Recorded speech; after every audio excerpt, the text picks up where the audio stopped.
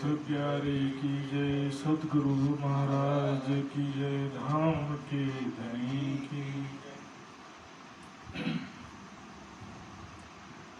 चर्चा प्रारंभ होत है, सुनो साथ चित दे, भजो राज श्यामा श्री प्राणनाथ, सखी जीवन हमारे। श्री महामति कहे साथ जी, भया चर्चा का बखत, अब तुम सुनियो चित दे, लाल आगे आए बेटे न तखत, लाल आगे आए बेटे न तखत।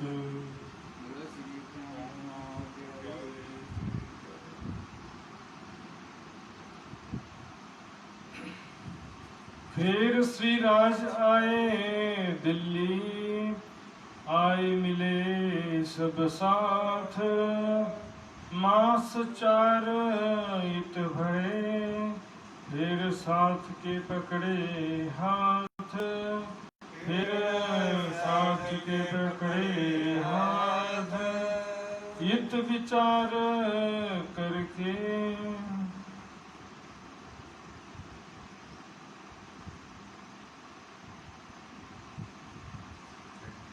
इत विचार करके, हे परब्रह्म सच्चिदानंद धाम के धनी, प्राण प्रीतम अक्षरातीत लालदास जी के तन के माध्यम से यहाँ पर 5वें दिन की लीला की हकीकत बयान कर रहे हैं। किस प्रकार हरिद्वार कुंभ मेला में बुद्ध निष्कलंक स्वरूप में जाहिर हुए, उसके पश्चात वापस दिल्ली आते हैं, जहाँ पर महिला सुंदर साथ और बच्चों को छोड़ा था, और वापस उसी अभियान में लग जाते हैं जो अभियान औरंगजेब सकुमार की आत्म को जागृत करने का था। औरंगजेब तक सत्य ज्ञान का संदेश पहुंचाना था, क्योंकि चाहे हिंदू, चाहे मुस्लिम हो, चाहे सिख हो, चाहे ईसाई हो, जब तक धर्म ग्रंथों के वास्तविक आशय समझ नहीं आते हैं, तब तक कोई भी सत्य मार्ग को नहीं पा सकता। देखने के लिए बंदगी बहुत सारी करते हैं, चाहे औरंगजेब हो, चाहे दूसरे भी कोई धर्म के आचार्य हैं, योगी हैं, संत हैं, महात्मा हैं, सूफी संत हैं, कोई भी हो, लेकिन बिना ज्ञान के कोई शरीयत की बंदगी कर रहा है और बिना ज्ञान के कोई तरीकत की बंदगी कर रहा है। सूफी संत भी देखने में लगते हैं कि वो बहुत प्रेम की भक्ति कर रहे हैं, पर वास्तव में उनको भी खुदा की जब सूरत का ही पता ही नहीं है तो प्रेम किससे कर रहे हैं। खुदा को नूर, प्रकाश और निराकार ही मान लेते हैं, और अनल हक, उनका सिद्धांत भी वेदांत दर्शन के जैसे ही अहम ब्रह्मास्मि को ही उर्दू में कहते हैं अनल हक, मैं ही ब्रह्म हूँ। तो अब इसमें भी क्या होता है, आजकल तो बहुत ही ज़्यादा अंध परंपरा चल निकला है। जितने भी मज़ारों में सूफी संत बाबा होते हैं, उन्हीं को सब परमात्मा खुदा का स्वरूप मान लेते हैं। आपने सुना होगा कव्वाली, ख्वाजा मेरे ख्वाजा। तो ख्वाजा शब्द भी गुरु के लिए है, परमात्मा के लिए नहीं है। गुरु को ही भजन के द्वारा रिझाना, गुरु की ही भक्ति करना, गुरु के आदेश का पालन करना, गुरु को ही परमात्मा का स्वरूप माना। क्योंकि परमात्मा को जब खुदा को निराकार कर लिया, बेचून बेशगुन बेशबी बेनिमोन मान लिया, जब खुदा का सूरत ही नहीं माना तो भक्ति किसकी करेंगे। तो फिर क्या करते हैं, यहाँ पर अपने अपने गुरु को पकड़ लेते हैं। कोई निराकार या अनल हक ने अपने अंदर स्थित चेतना को ही ब्रह्म का या परमात्मा खुदा का स्वरूप मान लेता है, और खुद को ही फिर खुदा मान लेता है। मैं खुदा, मेरे अंदर भी खुदा, तुम्हारे अंदर भी खुदा, सबके अंदर खुदा है। ये सिद्धांत जो है सभी जगह चलता है। अब औरंगजेब जो था वो कट्टर सुन्नी और शरीयती मुसलमान था, वो सूफी संतों को भी नहीं मानता था। सूफी संत जैसे हिंदुओं में मीराबाई, सूरदास आदि प्रेम लक्षणा भक्ति करने वाले हुए हैं, उसी तरह से सूफियों में भी कई ऐसे भक्त हुए हैं जो प्रेम लक्षणा भक्ति। शरीयत को नहीं मानते थे, भले परमात्मा की पहचान नहीं थी लेकिन शरीयत का तरीका नहीं मानते थे। न रख रोजा न मर भूखा, न सजदा कर तू मस्जिद में, किताबें फेंक तस्बीह तोड़, लगा के इश्क की झाड़ू हिजरे दिल को सफा कर। इसमें क्या कर, न रख रोजा न मर भूखा, किताबें भी फेंक कर रहे। तो बिना ज्ञान के कैसे आपका कल्याण होगा? कहने के लिए प्रेम लक्षणा भक्ति है, ज्ञान को छोड़ो बस प्रेम करो कहते, लेकिन जब अपने स्वरूप की पहचान नहीं, खुदा के स्वरूप की पहचान नहीं, तो कहां से वो प्रेम लक्षणा भक्ति करेंगे और किसके प्रति प्रेम रखेंगे? आखिर किसके प्रति प्रेम? जो खुदा की सूरत ही नहीं माना, अनल हक कह दिया, अहम ब्रह्मास्मि कह दिया कि मैं ही ब्रह्म हूं, तो फिर इस कारण वो संसार में ही भटकते रहे, चाहे हिंदू चाहे मुसलमान हो। अभी विचार करके राखे एक तरफ स्वरूप दे, अब विचार क्या करते हैं? एक तरफ महिलाओं और बच्चों को एक तरफ कहीं सुरक्षित रख दिया जाए, क्योंकि इसमें जान का भी जोखिम हो सकता, नहीं तो शारीरिक प्रताड़ना भी हो सकता है। इसलिए महिलाओं और बच्चों सुंदर साथ को किसी सुरक्षित जगह रख दिया जाए, लड़े छड़े होकर, तब खुल करके निडर होकर के लड़ सकेंगे।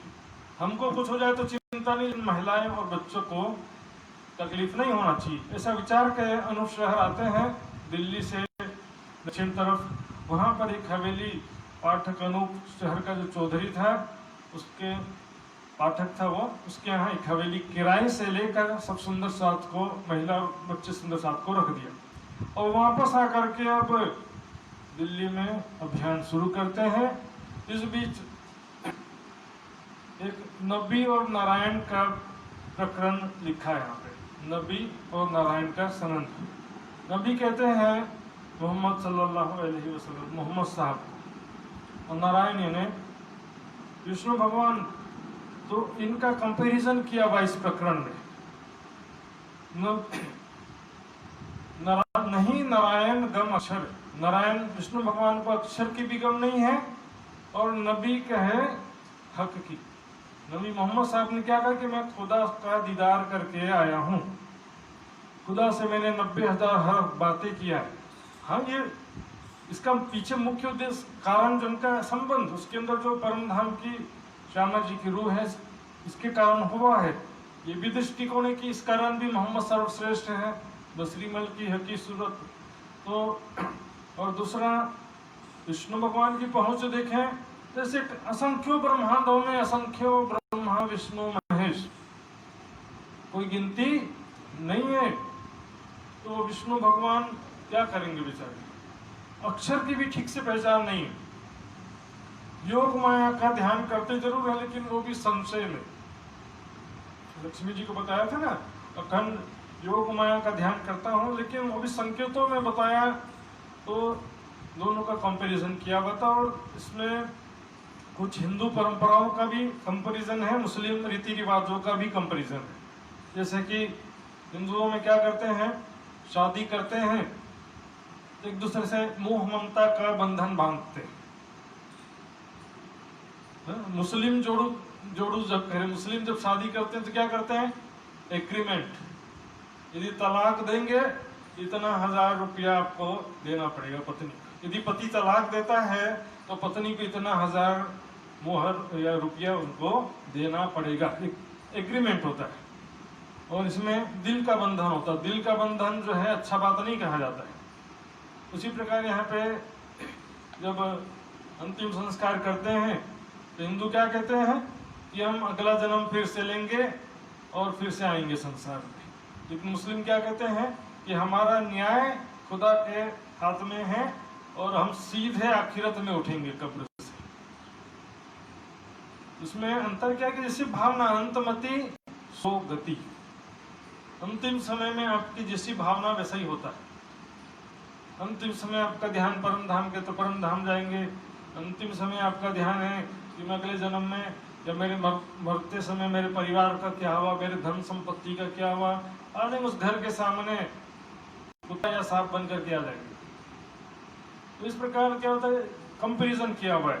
और वो कंपैरिजन जब आशा जीत वकील को सुनाते हैं तो क्या कहता है, आसाजिद बुलाइयाँ सुनाए सब कलाम, उनको सारी बातें सुनाते हैं। सिफत जो तिनमें मोहम्मद अलैहिस्सलाम, मोहम्मद साहब की सिफत भी लिखी थी। कई लाले लाल कहावते हो गए सब जरद, और कोई लाल ना हुआ बिना एक मोहम्मद। यहाँ पर मोहम्मद साहब की तुलना किससे की जा रही है समझिए। जैसे वहां पर कृष्ण की तुलना किया गया था ना, बिना कृष्ण के देती मत सो तो जानियो सबको मत। उसका मतलब क्या था कि उनके अलावा अन्य बहुदेव पूजा और कर्म कांड ये कुमत है। भागवत के आधार पर क्या कि बाकी सारा संसार में जो कुछ है वो सब 14 लोक के अंतर्गत है। मात्र कृष्ण के तन्म ही ब्रज और रासलीला ही पार के शक्तियों की लीला है। उसी प्रकार यहाँ पर मोहम्मद साहब को सर्वश्रेष्ठ क्यों कहा, इससे पहले जितने भी पैगंबर हुए, कई वली पैगंबर आदम एक हवे सब मुर्शिद, और कोई मुर्शिद ना हुआ बिना एक मोहम्मद। मोहम्मद ने क्योंकि खुदा का मेरा किया, इसलिए उनको सभी पैगंबरों में श्रेष्ठ कहा गया। अब ये बात सुनकर के, ये बात सुन के खड़बड़ पड़ी ईमान। अब आसाजीत जो एक हिंदू भावनात्मक रूप से हिंदू विचारधारा से जो थे, बोले ये तो हिंदुओं को छोटा दिखा दिया इन्होंने, मोहम्मद को बड़ा दिखा दिया, हम मुसलमानों को बड़ा दिखा दिया। इसमें मुसलमानों की बात नहीं है, इसमें मोहम्मद की बात है। मुसलमान और मोहम्मद दो अलग चीजें समझिए। मोहम्मद और कुरान, इसमें प्रॉब्लम नहीं। प्रॉब्लम जो जाहिरी मुसलमानों की एक्टिविटी, आज जो आतंकवाद है या जो उनका जो पॉलिसी है हिंदुओं के प्रति द्वेष की भावना। हिंदू कभी दूसरे के धर्म में आक्षेप नहीं करते, लेकिन मुसलमान हर एक धर्म वालों को विरोधी समझते हैं और हर एक धर्म वालों का विरोध करते हैं, काफिर मानते हैं। अपने अलावा बाकी सब को काफिर मानते हैं। तो हिंदुओं के तरफ की कछु ना रही ठोर, हिंदुओं के तरफ बोले हिंदुओं का तो कुछ इसमें सम्मान ही नहीं रहा।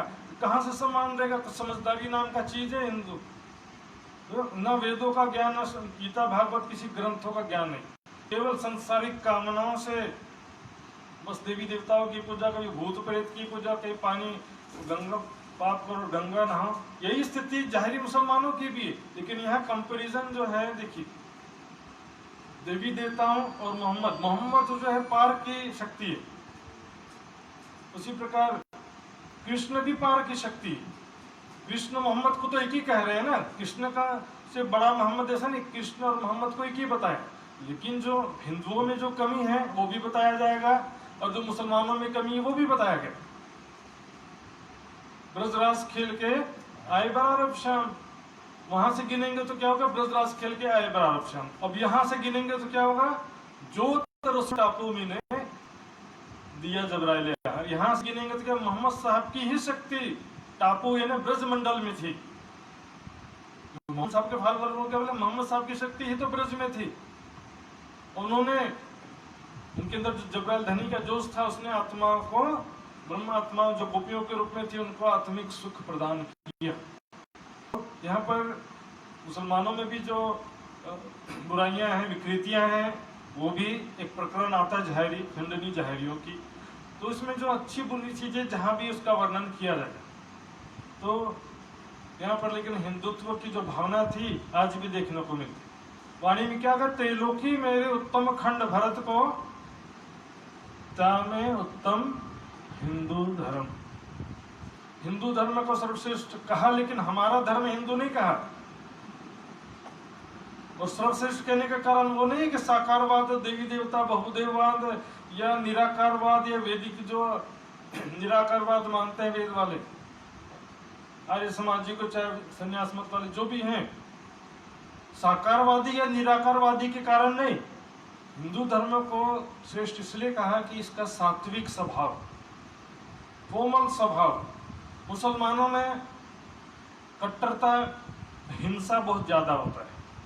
हिंदुओं में चलेगा, कोई दूसरा धर्म संप्रदाय स्वीकार कर लिया तो फिर उतना झगड़ा नहीं करते।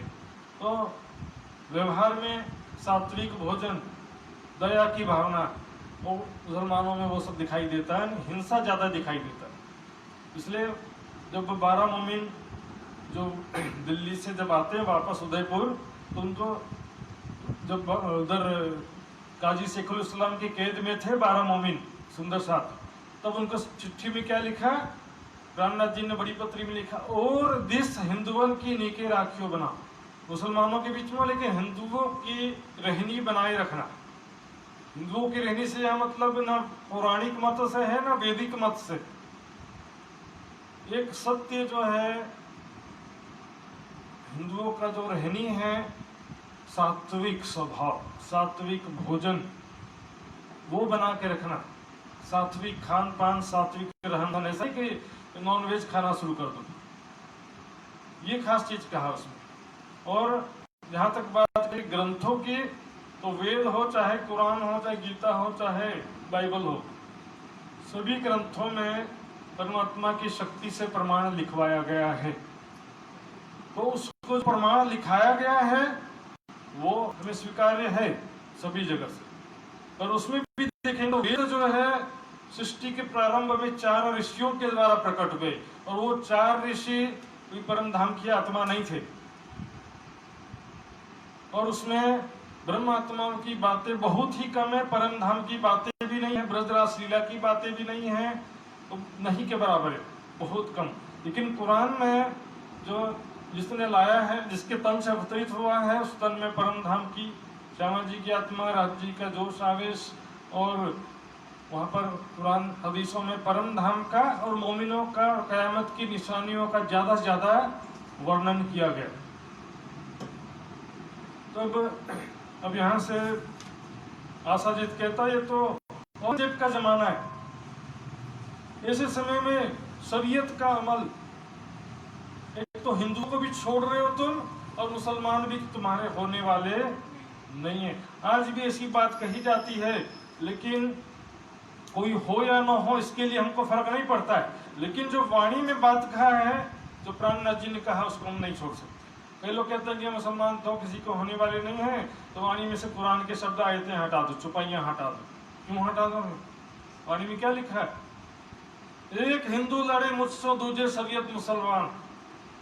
रामनाथ जी कहते हैं हिंदू भी लड़ते हैं मुझसे, मुसलमान भी लड़ते हैं, चाहे पौराणिक हो चाहे आर्य समाजी हो, कोई भी, सभी लड़ते हैं धार्मिक रूप से, वैचारिक भिन्नता के कारण। लेकिन मैं पाई सिफत मोहम्मद की, छोड़ो नहीं फिरका। अब ने मोहम्मद की प्रशंसा, कुरान की प्रशंसा पा लिया है, अब मैं न मोहम्मद को छोड़ूंगी, न फिरका ने कुरान को भी मैं छोड़ूंगी नहीं, चाहे हिंदुओं का आपत्ति हो चाहे मुसलमानों को आपत्ति हो। तो आज जो ये टेंडेंसी सुंदर साथ में से जो ज़्यादा चल रही है, उसको हृदय से निकाल देना चाहिए। क्योंकि चाहे कुरान हो, चाहे बाइबल हो, चाहे गीता हो, चाहे भागवत हो, चाहे वेद हो, सबका वारिस ब्रह्म सृष्टि को कहा है। ब्रह्म सृष्टि को सबका वारिस, अहल किताब कहते हैं। तो ये विचार करके जाए मिले शेख सुलेमान। अब दोस्तों किसी नजदीकी दरबारी से मिलते हैं, तो औरंगजेब का दरबारी हजूरी था शेख सुलेमान, जिसका काम था औरंगजेब तक लोगों की फरियाद पहुंचाना, सब खबर पहुंचाना। तो सुलेमान के पास जाते हैं, 300 कहा हमको मिलाओ सुल्तान, हमको औरंगजेब सुल्तान से मिलवाओ। तब इनके दिल में कुफर की कीमिया मांगे, दिल में माया की चाहना, कुफर था। क्या कहता वो फकीर जो प्राणनाथ इमाम मेहदी कहलाता है, आपका फकीर जो भी है, वो फकीर क्या मुझे कीमिया दे सकता है? कीमिया मतलब पारस पत्थर जैसा, जिस पत्थर को हम लोहे से टच करते हैं ना पारस को, तो लोहा भी पारस पत्थर बन जाता है। पारस को लोहा से टच करेंगे तो लोहा क्या बनेगा? सोना बन जाएगा। तो उस पारस ऐसा, इसको उर्दू में कीमिया बोलते हैं, और उसका काम करने वाले को कीमियागर। तो पारस पत्थर की विशेषता होती है कि लोहा से टच करेंगे तो लोहा सोना बन जाएगा। ऐसा ही एक प्रसंग आएगा पन्ना जी में, वहाँ पर लच्छीदास जी लोहे की ईंटें के सोने बनाते थे, वो पारस पत्थर रखे हुए थे। तो उसकी ये कीमिया मांगे सोए। सुलेमान कहता मेरे को कुछ आपके फकीर साहब कुछ चमत्कारिक पत्थर दिला सकते हैं क्या? सुंदर साथ कहते तुम्हारे दिल में जो है जो भी इच्छा है वो तुम्हारी अवश्य पूरी कर सकते हैं, लेकिन कीमिया पत्थर जो तुम मांग रहे हो वो बहुत छोटी चीज है इसके सामने। हम काम कर रहे हैं, एक दिन सब हो भी भागे सबको विरोध, सारी दुनिया एक हो जाएगी। यदि ये संदेश आप औरंगजेब को पहुंचाओगे तो सारी दुनिया एक हो सकती है, सबका विरोध दूर हो जाएगा, सारे विश्व में शांति हो जाएगी, सब एक परमात्मा की पहचान कर लेंगे। आपस में लड़ मरत हैं सो मिट जावे क्रोध, आपस का द्वेष भावना, क्रोध की भावना, नफरत की भावना सब समाप्त हो जाएगी। एक दिन का कोई नाम कोई भी रखो, लेकिन एक दिन का मतलब है सब एक परमात्मा की उपासना करें, एक परमात्मा की पहचान सबको हो। उसको चाहे खुदा नाम से पुकारे, अल्लाह पुकारे, परमात्मा पुकारे, गॉड पुकारे, किसी भी नाम से पुकारे, लेकिन फाइनली एक ही होना चाहिए। जुदे जुदे नामे गांव ही जुदे जुदे भेष ने, जिन पर झगड़ो आप में धनी सबों का एक। तो सुंदर साथ कहते हैं सुलेमान को ये इतना बड़ा कार्य, तुम्हारा सिर ऊंचा हुए जाए लगे सिर में, इतना बड़ा काम आप करोगे तो आपका इतनी बड़ी शोभा होगी, संसार में इतना सम्मान होगा। और जितने कोई कीमिया करने वाले जो कीमिया पत्थर का काम करने वाले हैं, धातु काम करने वाले कीमिया कर रहे हैं ना, वो सब चरण पर अधीन होंगे। तुम एक कीमिया पत्थर की बात करते हो, सैकड़ों कीमिया अगर तुम्हारे अधीन हो जाएंगे। और डर सुल्तान के रहे ना कोई तित, और कहते कि औरंगजेब का डर किसी के दिल में नहीं रहेगा, सभी एक हो जाएंगे। अभी क्या सब डरते हैं औरंगजेब बादशाह से, कोई डरेगा नहीं, सबको ज्ञान हो जाएगा, सब निश्चिंत हो जाएंगे, बेडर हो जाएंगे। तुमको खुदा करे रसूल का दीदार होवे इत, खुदा करे रसूल का दीदार यहीं पर होगा प्राणनाथ जी के स्वरूप में, क्योंकि कुरान और हदीसों के अनुसार इमाम मेहदी का बहुत ज्यादा महत्व नहीं, उनको तो बस मुजद्दिदे दीन इस्लाम, धर्म सुधारक का, धर्म में आए बिद्दतों को, बुराइयों को सुधारने वाला कहा गया। लेकिन मोहम्मद साहब का जो महत्व लिखा है कि वो ही आखिर में शिफायत करेंगे, खुदा से सिफारिश करेंगे और दोजख से छुड़वाएंगे। वाणी में क्या लिखा, मैं कब्र से उठूं, पहले मैं कब्र से उठूं मेरे भाइयों की खातिर। मोहम्मद साहब कहते हैं कि सबसे पहले मैं कब्र से उठूंगा अपने मोमिन भाइयों के लिए, जो काम करता हूं अव्वल जो काम करूंगा उठ आखिर। इसलिए तो क्या बसरी मल की हकी कही मोहम्मद तीन सूरत, जैसे त्रिधा कृष्ण, तीन कृष्ण मान लेते हैं ना, त्रिधा लीला में तीन कृष्ण, वैकुंठ वाला कृष्ण, गोलोक वाला कृष्ण, परम धाम वाला कृष्ण। तीन त्रिधा कृष्ण नहीं है, त्रिधा लीला है। कृष्ण तो दो है केवल, एक चौथी बहिष्ठ में और एक पांचवी बहिष्ठ में, बाकी बिहारी और बाल मुकुंद। वैकुंठ में भी कोई कृष्ण नहीं, परम धाम में भी कोई कृष्ण नहीं। उसी तरह ये तीन मोहम्मद नहीं, तीन सूरत है। बसरी मलकी हकी कही मोहम्मद तीन सूरत। इन उम्मत भाइयों वास्ते मोहम्मद आए तीन बार आए। राज्य के आवेश से युक्त श्यामा जी 3 बार आए। इसने क्या कहा, मैं नजुम कहिया भाइयों वास्ते, पीछे कूच किया दुनी से, सो भाइयों आगे नजुम आए खोलो मेरा में। मैंने सांकेतिक वचन कहा अपने मोमिन भाइयों के लिए, फिर दुनिया से गया, फिर दोबारा मेरे भाइयों के सामने आखिरत में मेरे नजुम सांकेतिक वचनों को मैं ही आकर के खोलूंगा, और कोई दूसरा नहीं खोल सकता। मेरे कुछ नजुमी कोई ना रहिया, मेरा नजुम खुले मुझसे ही मेरे सांकेतिक वचन स्पष्ट होंगे। तो इसलिए इसमें नौरंगवाड़ी में भी कहा, 3 सूरत मोहम्मद की सो वासना श्यामा जी की जान। तीनों सूरत जो मोहम्मद की है वो श्यामा जी की वासना। सूरत मोहम्मद जो बसरी सो वासना श्यामा जी की हरी। तो ये बात मैंने भी पहले कई बार बता दिया है। अब ये बात जब बताया तब डरा शेख सुलेमान को डर लग गया। औरंगजेब सारी दुनिया ही खो जाएगी। तो एक औरंगजेब बादशाह एक हिंदू फकीर के चरणों में आ जाएगा, तब इत की पातशाही कौन करे सुल्तान, तब दिल्ली में बादशाहत कौन करेगा। फिर वो हिंदू फकीर के चरणों में चला गया तो फिर तो गड़बड़ हो जाएगा। तो सुंदर साहब कहते हैं देखो प्राणनाथ जी को बादशाही नहीं चाहिए, उनको तो केवल विश्व शांति का लक्ष्य है। औरंगजेब का बादशाही हमको नहीं चाहिए, वही करना वही करेंगे। इन फकीर की पातशाही हक्के दे दीन की जाहिर की ना दिखाई। उन फकीर को खुदा ने धर्म की बादशाही प्रदान की है, जाहिरी बादशाही उनको चाहिए नहीं, वो तो छोड़ दिए।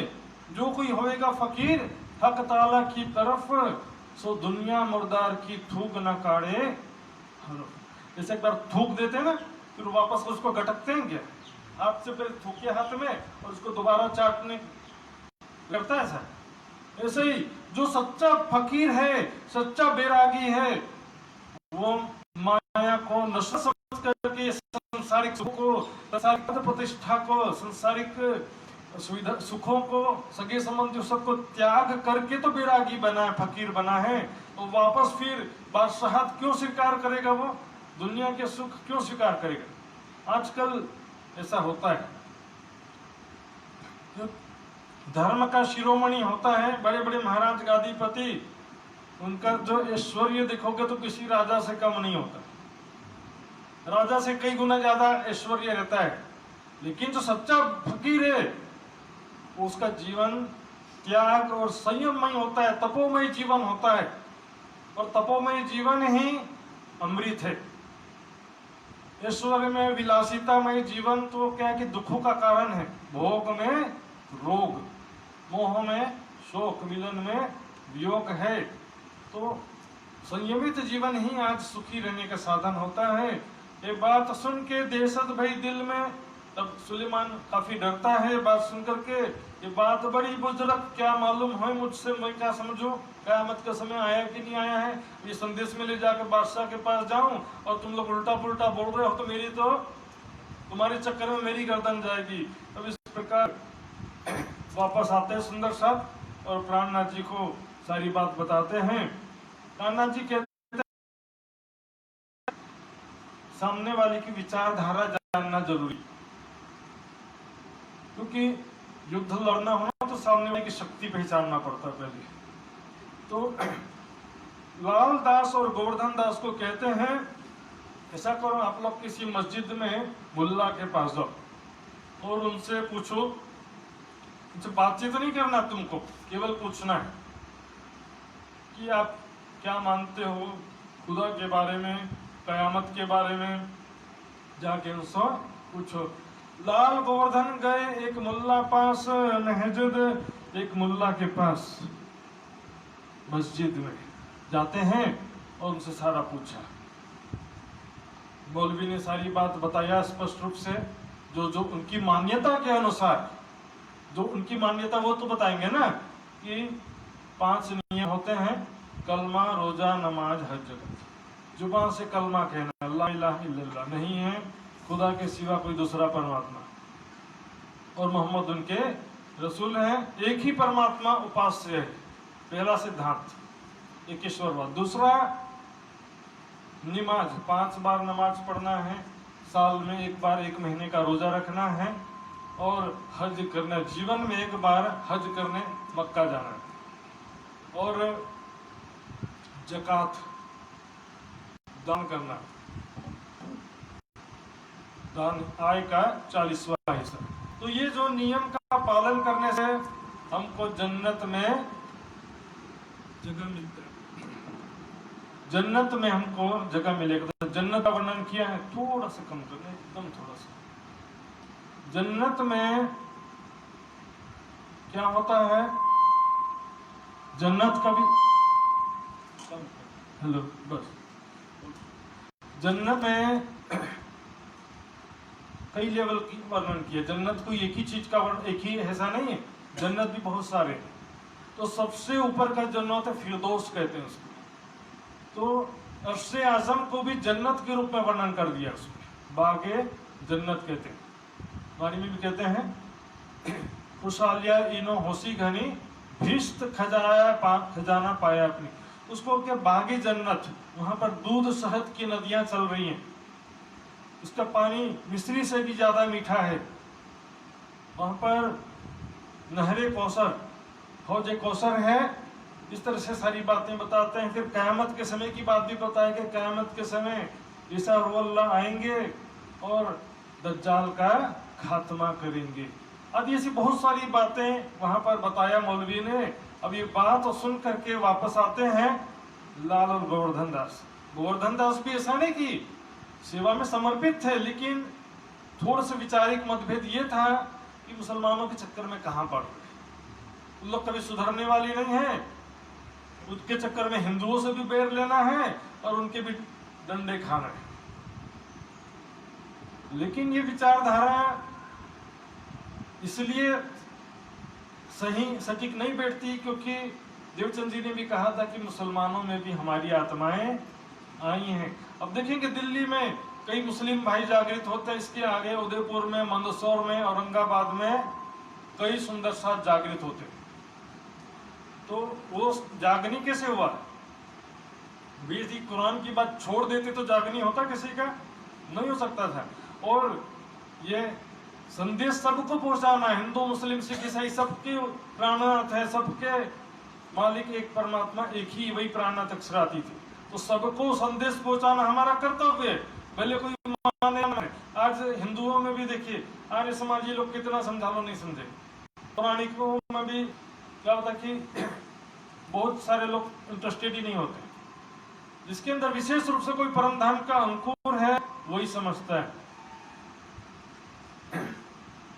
तब रास्ते में आते आते दोनों में झगड़ा हो जाता है। गोवर्धन कहता है लालदास प्राणनाथ जी को सारी बात नहीं बताना, नहीं तो क्या होगा, गड़बड़ हो जाएगा। संदेश देने के लिए तो हमको ही भेजेंगे ना, फिर जाएंगे औरंगजेब हमको बंदी बना लेगा, हमको पर हमारे ऊपर प्रताड़ना करेगा, इसलिए प्राणनाथ जी को सारी बात नहीं बताना, उसमें तो कुछ खास बात नहीं मिला, ऐसा बोल देंगे अपन। लालदास कहते हैं गोवर्धन तुम कैसी बातें कर रहे हो, हमने अपना जीवन एक प्राणनाथ जी के चरणों में समर्पित कर दिया है और ये प्राणनाथ जी का संदेश औरंगजेब कुमार के आत्म तक पहुंचाने का संकल्प है हमारा। अब आगे जो भी होगा धाम धनी हमारे सिर पर खड़े, हमको डरने की जरूरत नहीं है। अब विवाद हो जाता है। अब गोवर्धन सोचते हैं कि मेरी बात कहीं प्राणनाथ जी को ना बता दे कि मैं कह रहा था कि या मैं डर रहा था, ऐसी बात प्राणनाथ जी को ना बता दे।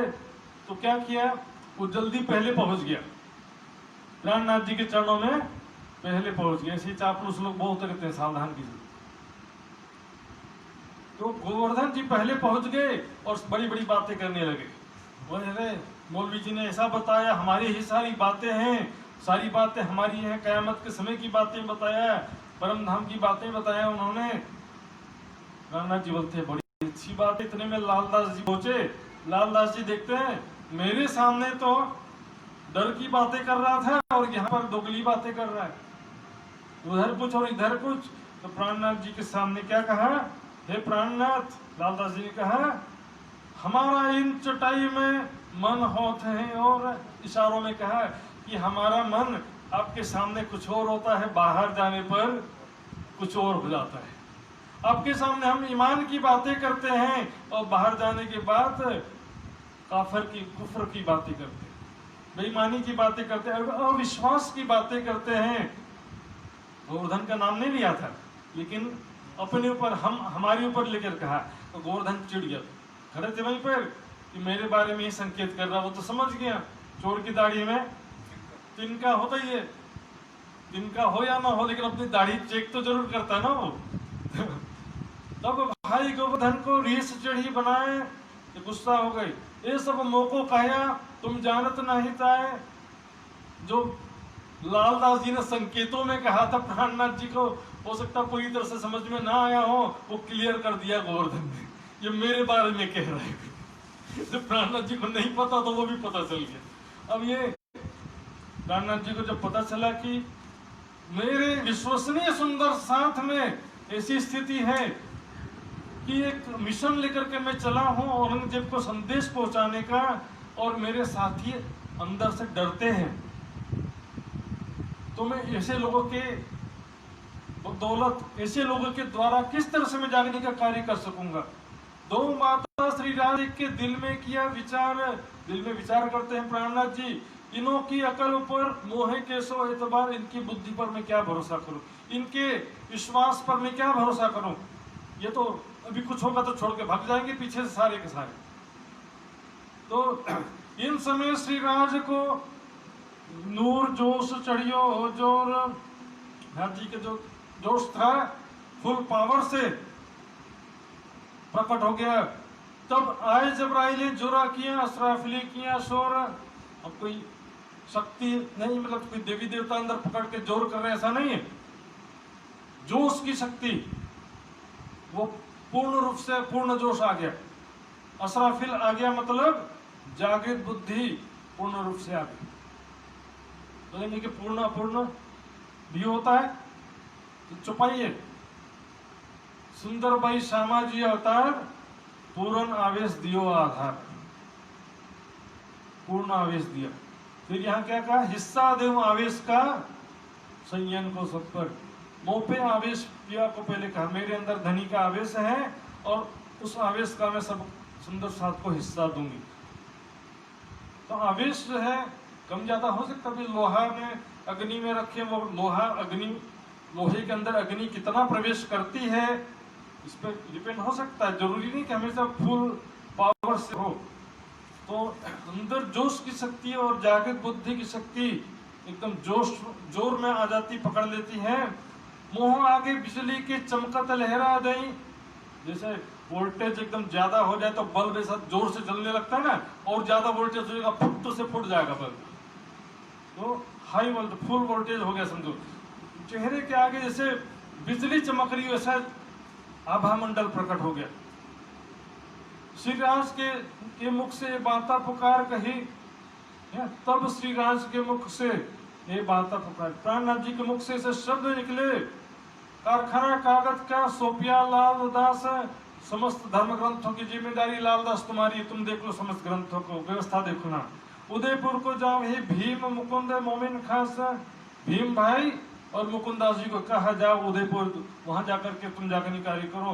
गोवर्धन भट्ट को कहिया सूरत जाओ तुम, गोवर्धन भाई अभी विवाद वाले, तुम सूरत जाओ, तुमसे ज्यादा काम नहीं होगा।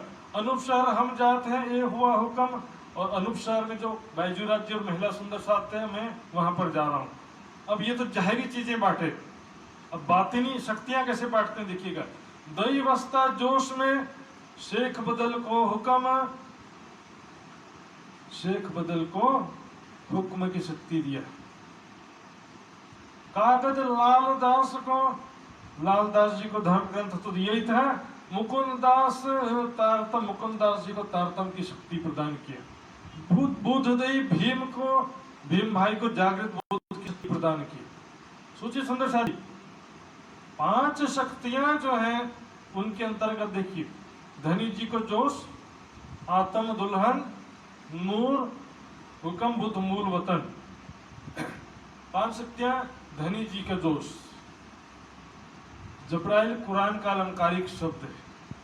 धनी जी के जोश को कहीं पर भी अक्षर का आवेश नहीं लिखा है कि धनी का जोश अक्षर का आवेश होता है, ऐसा कहीं नहीं लिखा। यहां दूसरा क्या, आत्म दुल्हन, श्यामा जी की आत्म। अब नूर, हुक्म, बुद्ध मूल वतन, बुद्ध जागृत बुद्धि परम धाम की। अब नूर और हुक्म 2 शब्द बचे। तो इसमें क्या कि इस चौपाई में स्पष्टीकरण नहीं मिलता है, तो क्या बहुत सारे सुंदर साथ अनुमान लगाते हैं कि इसका नूर का अर्थ ये हो सकता है, नूर का अर्थ अक्षर ब्रह्म हो सकता है, सौंदर्य भी होता है, नूर का अर्थ तेज भी होता है, नूर का अर्थ बहुत सारा होता है। लेकिन यहाँ पर क्या अर्थ है हम अपनी बुद्धि से नहीं कर सकते, तो उसके लिए हमको वाणी में ही जवाब देखना पड़ेगा।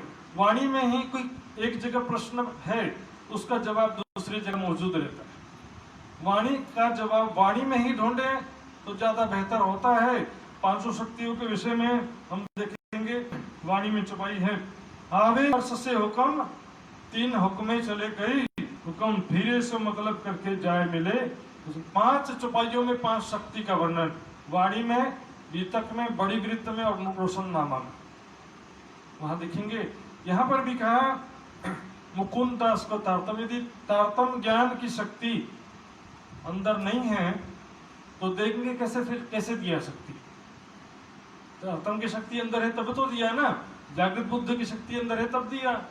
तो इसको जो है वाणी में सनन ग्रंथ में दो जगह वर्णन है। एक जगह ये मैं बता रहा हूँ और दूसरा भी बताऊंगा मैं। भीतित थे रू आवे नूर से जोश कुवत जोश की शक्ति। तीसरा देखिए, बस मुख्य मुख्य हिस्सा लूंगा मैं। आवे नूर मकान से फरिश्ता, आवे अशराफिल अशराफिल जागृत बुद्धि। तीसरा भीत सजिम से मसीह कुंजी लियावे रोशन। मसीह यानी ईसा मसीह ने देवता श्यामा जी की आत्म, और कुंजी यानी तारतम ज्ञान। पांच शक्ति यहाँ से हुई। अब सनद में ही दूसरे जगह से देखेंगे 39वां प्रकरण है, वहां पर क्या कहते हैं, जुदी फिरी हमसे रू अक्षर की एक सोई। अक्षर की आत्मा जब खेल समाप्त होगा वो हमसे जुदा होगी। जब फिरे सुनसी हमको तो घोरो अवसी रोए। जब सुनेगी कि हम खेल खत्म हो रहा है और मैं परमात्माओं से अलग हो रही हूँ तो दुखी होकर के अक्षरधाम में जागृत होगी। रंग महल के सामने अक्षरधाम है, फिर भी उसे कहने की जुदा होगा। अब देखिए बाकी चार शक्तियों को कहने की जुदा नहीं होंगी, हमारे साथ रहेंगे। इस रूह अल्लाह ईसा मसीह नूर नाम तारतम नूर असराफिल ए हमारी मिनिहम, ये हमारी शक्तियां और हमारे साथ रहेंगी। ये सब कंटिन्यूस चौपाइयां। अच्छी आत्म जुदा होगी और रूह अल्लाह ईसा मसीह श्यामा जी की आत्म नूर नाम तारतम, नूर का अर्थ है तारतम ज्ञान, और मूलभूत असराफिल ये हमारी हम ये हमारी शक्तियां हमारे साथ रहेगी। यहाँ कहते हैं नूर नाम तारतम। नूर शब्द का तात्पर्य क्या है, तारतम ज्ञान। तारतम ज्ञान शब्दों में भी है, तारतम ज्ञान हृदय में भी होता है। ज्ञान राज्य के हृदय का छठा सागर इल्म का। और इसके नीचे क्या कहा फिर, जो उसकी शक्ति के बारे में कह दिया, जब्राइल पिया हुक्म रूहों करत रखो पाए, सोई सूरत है अपनी पिया हुक्म लेत मिला। वो भी अपनी ही सूरत है, अपनी ही शक्ति है, वो भी पिया हुक्म लेत मिला। वो भी हमसे अलग नहीं होगी। नहीं जाने वाली बात पहले की है। जमुना जी क्रॉस अक्षरधाम से आगे नहीं जा पाने की बात मोहम्मद साहब के समय की है, सत्ता का स्वरूप होने की वजह से। लेकिन उस समय भी ऐसा नहीं लिखा कि जो शक्ति जमुना अक्षरधाम तक आया तो उसके आगे आवेश आकर ले गया, ऐसा नहीं लिखा। जोश आवेश एक ही, दोनों सत्ता का ही स्वरूप एक ही बात है। और उसके बाद फिर वो हमारी शक्ति हमारे साथ रहेगी। क्यों ऐसा कहा, क्योंकि अभी की परिस्थिति में अंतर हो जाएगा। पहले क्या था, सखियां केवल प्रेम की लीला का सुख लेती थी, अक्षर ब्रह्म केवल सत्ता की लीला का सुख लेता था। अब क्या होगा, अक्षर ब्रह्म भी प्रेम की लीला का सुख पहली भैस्त के माध्यम से लेगा। और सखियां पहले बिना ज्ञान के सुख लेती थी, बिन पूछे सुख लेते होते ना खबरदार। अब वो सखियों क्या ज्ञान भी रहेगा, सत्ता का सुख भी लेंगे।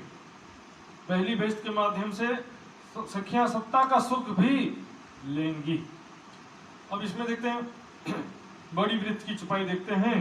जागृत बुद्ध आए बिना जो लो होए ना बुद्ध अवतार, तो लो बका भ्रम को पहुंचे ना परवरदिगार। पहली शक्ति जागृत बुद्ध हो गई। जो लो अर्श अजीम से आवे ना हक हुक्म, तो लो अर्श अजीम में पहुंच ना सके आत्म हक हुक्म। दूसरा हो गया। तीसरा, जो लो जोश जब्राइल भेजे ना हक सुभान, तो लो बका ठोर की कर ना सके पहचान। जोश जब्राइल। चौथा देखिए, जो लो ना लदुन्नी इलम कुंजी तारतम नूर,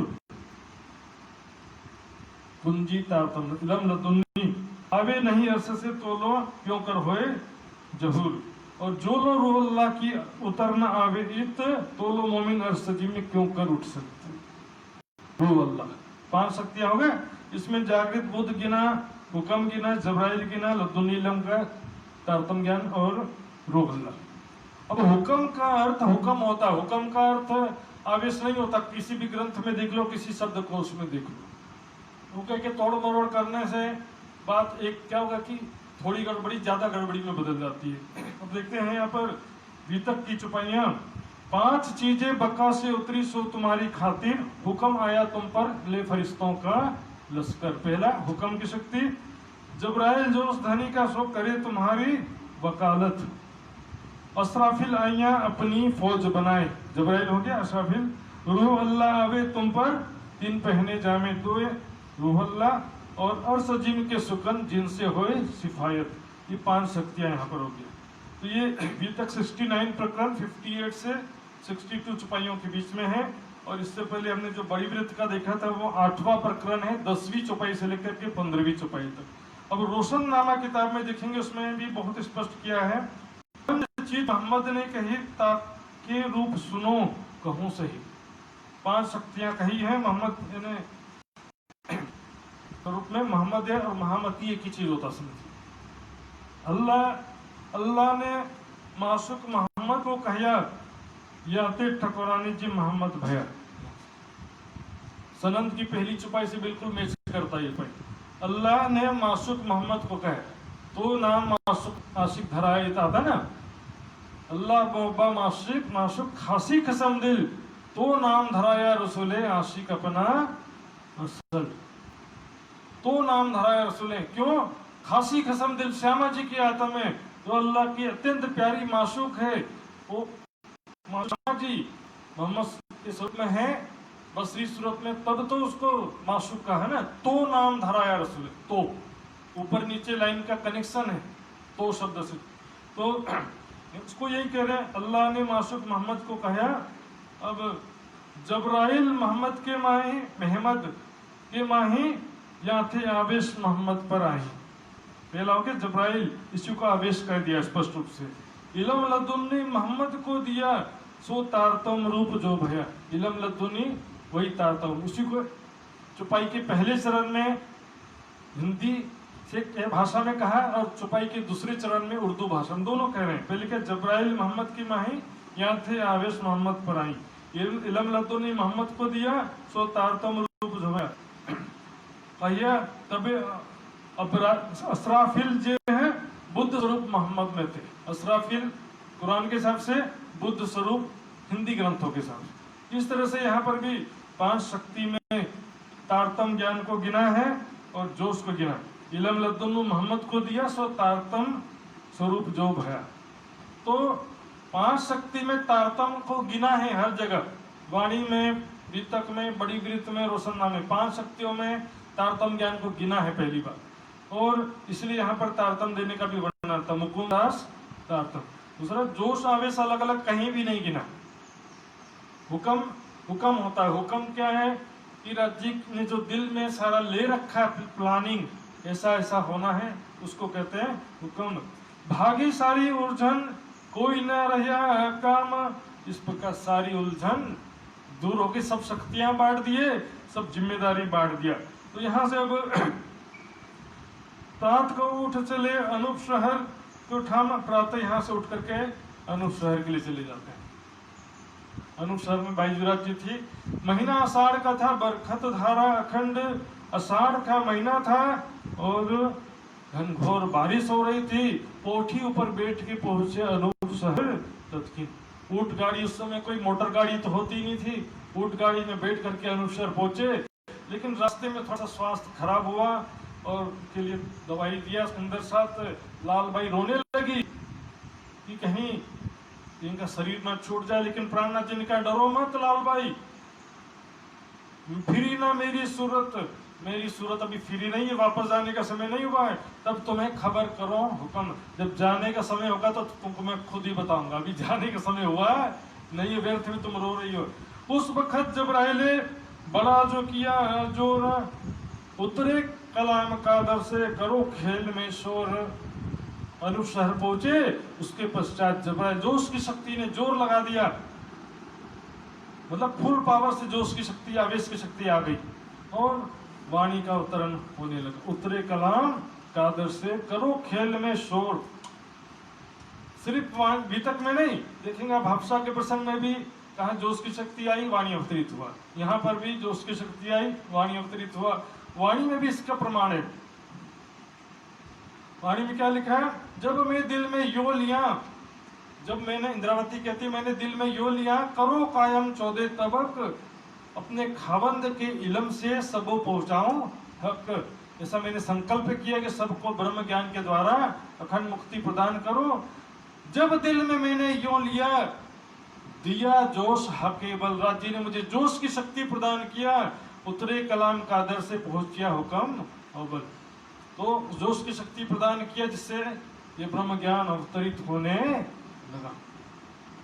प्राणनाथ जी उनके जोश की शक्ति आवेश एक ही बोलने से, लेकिन प्राणनाथ जी और तो मोहम्मद और सब बराबर हो गए सर, ये कंफ्यूजन वाली बात है। धारा भाई के अंदर भी आवेश आया तो क्या प्राणनाथ जी के बराबर हो गए? किसी के अंदर आंशिक रूप से जोश आवेश आया या थोड़े समय के लिए आया। गीता में कृष्ण जी ने के द्वारा जो ज्ञान लिखा गया, बाद में जब युद्ध खत्म होता है और अर्जुन कृष्ण जी से कहते हैं कि मुझे वो ज्ञान दोबारा सुनाओ, तो क्या कहा कृष्ण ने? परम ही ब्रह्म कथितम योग युक्तम तन्मया। मैंने नहीं कहा था, परब्रह्म के द्वारा कहा हुआ वो ज्ञान था। योग ध्यान समाधि जैसी अवस्था में मैंने वो ज्ञान तुम उनसे कहा था। मैंने अपने मन से नहीं कहा था, परम ही ब्रह्म कथितम, परब्रह्म के द्वारा कहा हुआ था। तो फिर यहाँ किसने कहा था? राज्य ने तो कहा था ना, राज्य के जो शक्ति के माध्यम से उसी के द्वारा कहलाया गया। कुरान में जो बात कहा गया वो भी राज्य के जो आवेश वही की चीज है वो। जैसे प्रेम और इश्क एक है, ज्ञान इल्म एक है, निस्बत संबंध एक है, वैसी जोश आवेश एक ही बात। योग माया में खेल जो खेले, संग जोश धनी के वेले। हाँ, तो आवेश सत्ता का स्वरूप है और आवेश सैनिक है, सेवक है, तो फिर उसके साथ खेला क्यों आ रहा है? सैनिक बाजू में खड़ा है तो भी राष्ट्रपति की पत्नी राष्ट्रपति से बात कर रही, सैनिक से बात कर रही है या सैनिक के साथ में घूम रही है, ऐसा थोड़ी कहा जाएगा। हाँ, पीछे कमांडो खड़ा है तो भी पत्नी तो अपने राष्ट्रपति के साथ या अपने पति के साथ ही घूम रही कहा जाएगा ना। फिर जोश लियो खींच कर, तब चित्त चौक भाई अक्सर यदि आवेश शक्ति बड़ी है तो जोश को खींचने से क्या फर्क पड़ने वाला है? आवेश को खींचना पड़ेगा ना। और लिखा ही है, इसके समानांतर तारतम की प्रणालिका में लिखा है आवेश को खींचा, माहेश्वर तंत्र में लिखा आवेश को खींचा, उसी को वाणी में लिखी है जोश लियो खींचकर। और दूसरी जगह आवेश लियो खींच कर भी एक चुकी आती है दूसरी जगह। तो ये सब चीजें जो है सब वाणी मंथन करेंगे तब सारा चीज स्पष्ट हो जाता है। और शोभा की बात जो करते हैं बसरी बल्कि हकी कही मोहम्मद एक सूरत, कुरान में मोहम्मद साहब की शोभा सर्वोपरि लिखी है और मोहम्मद की हकी सूरत कहने से ही महामती जी की शोभा बनती है। इमाम मेहदी कहने से मात्र एक धर्म सुधारक हो जाते हैं। इमाम मेहदी के अंदर अल्लाह ताला कहा ना, न्याय के तख्त पर अल्लाह ताला विराजमान होगा, सबका न्याय करेगा। उसको इस तरह से घटाया जाता है कि इमाम मेहदी का हृदय ही न्याय का तख्त है जिसपे बैठकर ज्ञान के द्वारा न्याय कर रहे हैं। तो इस तरह से कह सकते हैं, लेकिन इमाम मेहदी को अल्लाह ताला कहीं नहीं लिखा। और क्योंकि स्वरूप वही है, राज्य के आवेश से युक्त श्यामा जी वही है, इसलिए तीनों सूरतें खासी उम्मत के वास्ते मोहम्मद आए 3 बेर। लेकिन क्या कहा कि अरब में जोश आया था, आवेश नहीं आया। अक्षर की आत्म जो ब्रजरास में अक्षर की आत्म ने लीला किया था वही अरब में कुरान लेकर, अरब ब्रजरास में क्या अक्षर की आत्म ने लीला किया था, ऐसा कथन कहना बिल्कुल ही ऐसा समझना है कि सुनने वाले बिल्कुल अंधभगत है, उनको कुछ फर्क पड़ने वाला नहीं, पता चलने वाला नहीं है, कुछ भी बोलते जाओ। ब्रजरास में अक्षर ने लीला किया था, गोपियों के साथ में ब्रज और रास की लीला किसने किया था? अक्षर की आत्म ने लीला किया था ब्रजरास में, वही कुरान लेकर के अरब में आई। ऐसा कथन कहना बिल्कुल ही अज्ञानता की बात है। अज्ञानता कहो या धूर्तता कहो, तो अक्षर की आत्म सिर्फ हो तो उसको राज्य कैसे कह सकते हैं? फिर अक्षर की आत्म होने से थोड़ी राज्य कहलाएंगे। जब तक आवेश ना हो तब तक राज्य किसे कहा जा सकता है? फिर कहीं खुद ही कहेंगे कि राज्य के 3 सूरतें।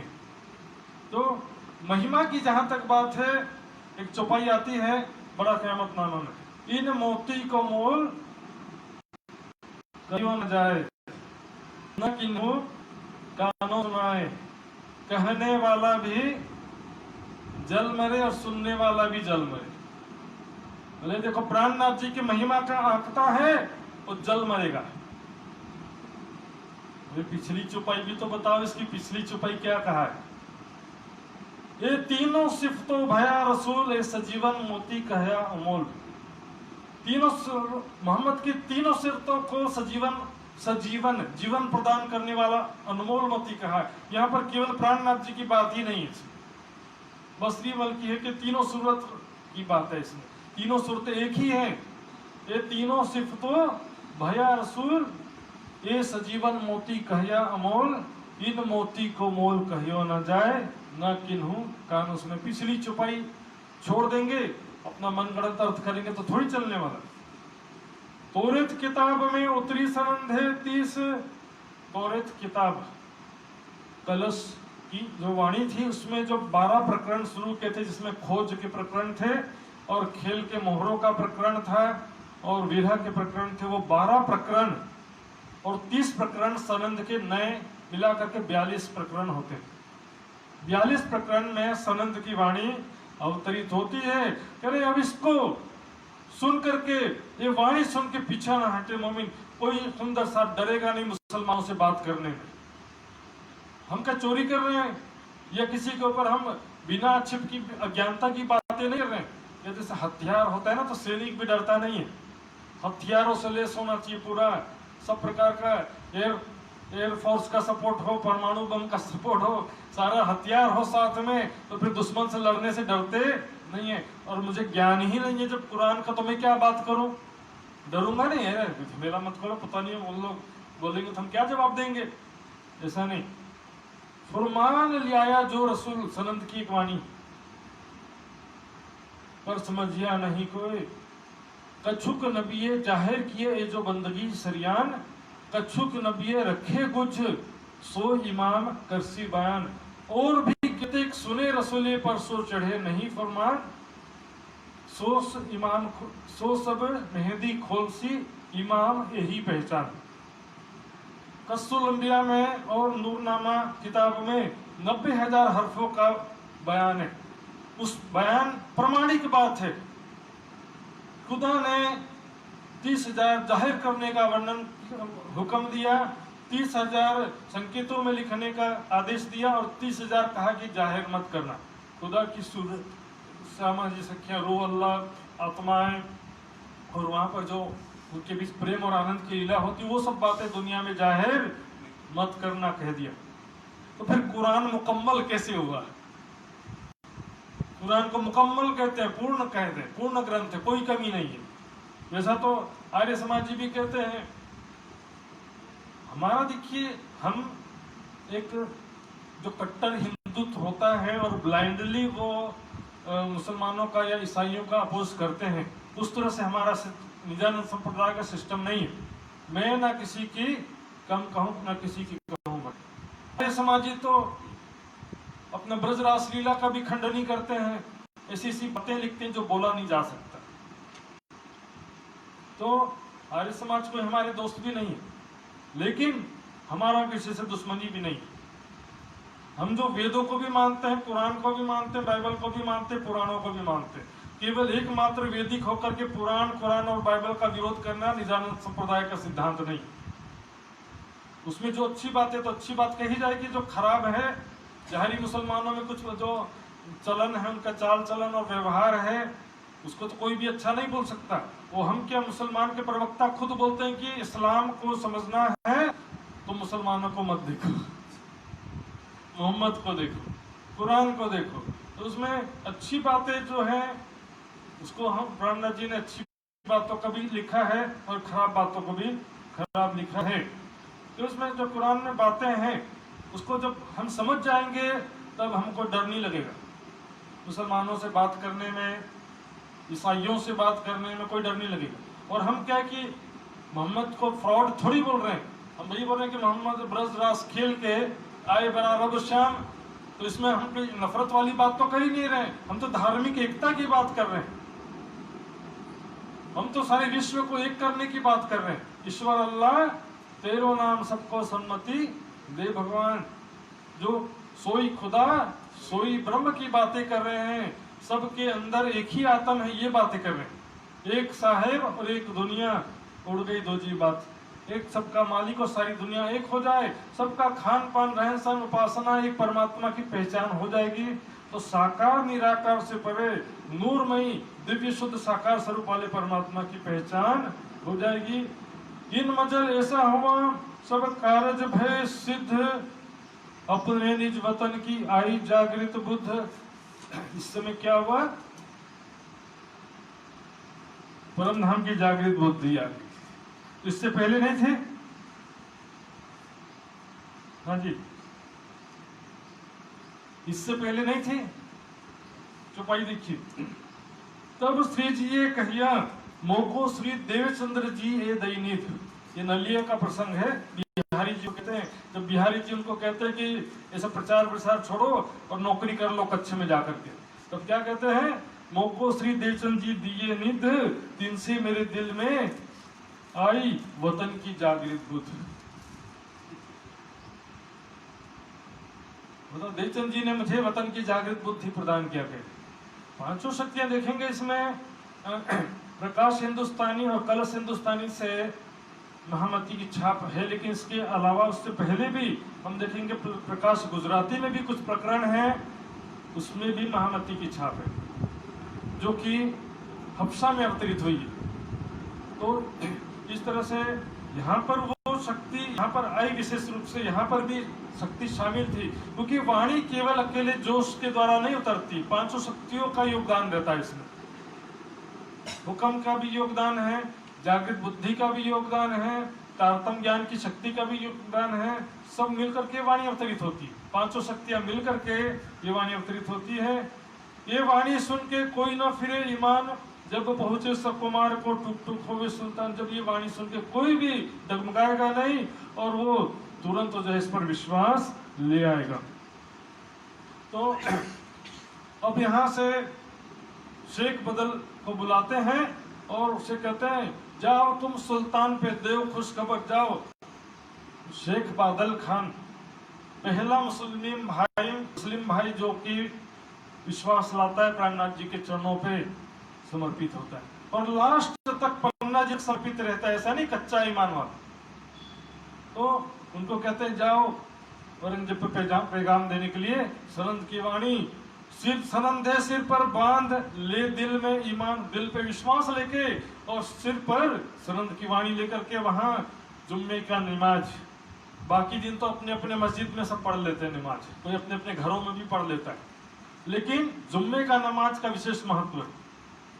ईदगाह बहुत बड़ा सा मैदान होता है ईदगाह में, और वहां पर हजारों की संख्या में मुस्लिम भाई इकट्ठा पर एक साथ नमाज पढ़ते हैं, क्योंकि लिखा है कि छठा दिन मोमिनों का है, छठे दिन नमाज एक साथ नमाज पढ़ के सब अरसे आजम जाएंगे।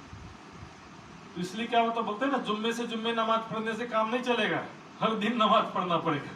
तो उन लोग क्या सोचते हैं, बाकी दिन नहीं पढ़ेंगे तो चलेगा, जुम्मे के दिन पढ़ लेंगे नमाज। तो 6 दिन का वर्णन आया है कि खुदा ने संसार को 6 दिनों में सृष्टि की रचना की और उसके बाद अपने अर्श में विराजमान हुआ।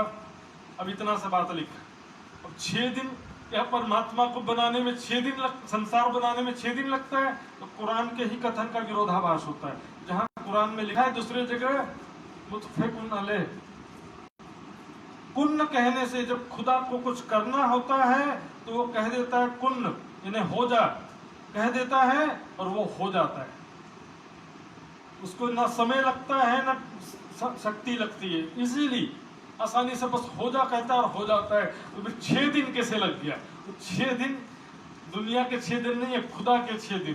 पहला दिन ब्रज का, दूसरा दिन रास का, तीसरा दिन अरब का, चौथा देवचंद जी का, पांचवा मेहराज ठाकुर का, छठा दिन मोमिनों का, सभी का है। छठे दिन में एक तन वाले लीला का सिद्धांत नहीं चलता है। एक ही समय में अनेकों ब्रह्म मुनि हुए हैं जिन्होंने जगह जगह जागनी कार्य किया है। और श्री प्राणनाथ जी के तुरंत बाद देखिए, लालदास, भीम भाई, मुकुंद दास, भैया सीताराम, केसर भाई, ऐसे और भी बहुत सारे सुंदर साथ थे जिन्होंने जगह जगह जाकर प्रचार किया। तो कोई मेरे तन में कि तेरे तन में झगड़ा नहीं हुआ उस समय। छत्रसाल जी को अलग जिम्मेदारी सौंपा, भीम भाई ने उधर किया, उधर के ये क्या है कि जो मेरा तेरा के चक्कर में झगड़ा होता है। सभी सुंदर साथ सबके अंदर राज्य शक्ति प्रदान कर रहे हैं, और ऐसे बड़े और छोटे सैकड़ों सुंदर साथ हैं जिनको मैं भी जानता हूं कि जो अपने लेवल में बड़ा बड़ा जागने का कार्य कर रहे हैं। तो ऐसे सुंदर साथ राज्य की शक्ति के बिना कौन क्या कर सकता है। अब पहुंचे दिल्ली शहर में, वहां पर जुम्मे का नमाज पढ़ रहे थे सब लोग, खलक ठाड़ी रहे कितना कहूँ एक कठोर। वहां पर बहुत सारी जनता ने, बहुत सारे मुस्लिम भाई खड़े थे। शेख बहुत पुकारिया, देखा दज्जाल का बड़ा जोर।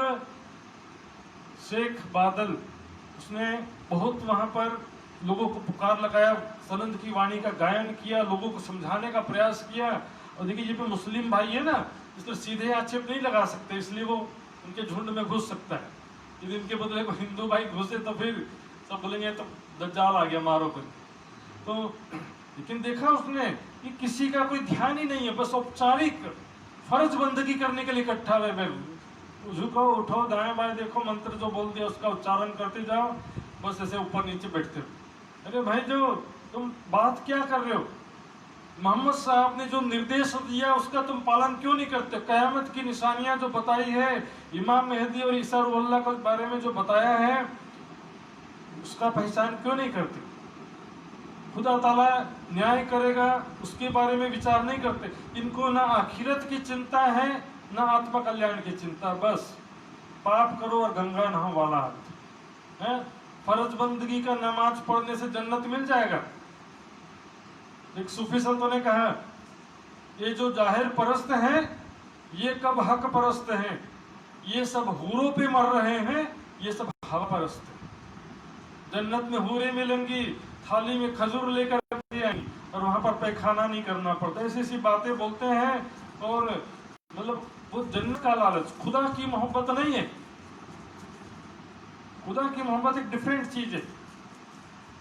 सूफी संत खुदा की मोहब्बत की बातें करते हैं, लेकिन खुदा की सूरत की पहचान नहीं होने से कोई अपने गुरु को परमात्मा मान ले, खुदा मान लेता है, कोई अपने आप को ही अनल करके मैं ही परमात्मा हूं ऐसा भी मान लेते हैं।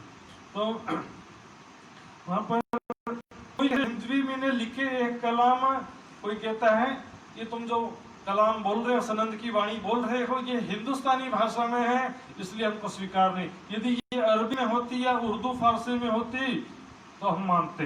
बाता तो बरहक है पर हमें रवा नहीं, इस टाइम बात तो सही है पर इसको हम मान सकते नहीं, क्योंकि ये हिंदी भाषा में है।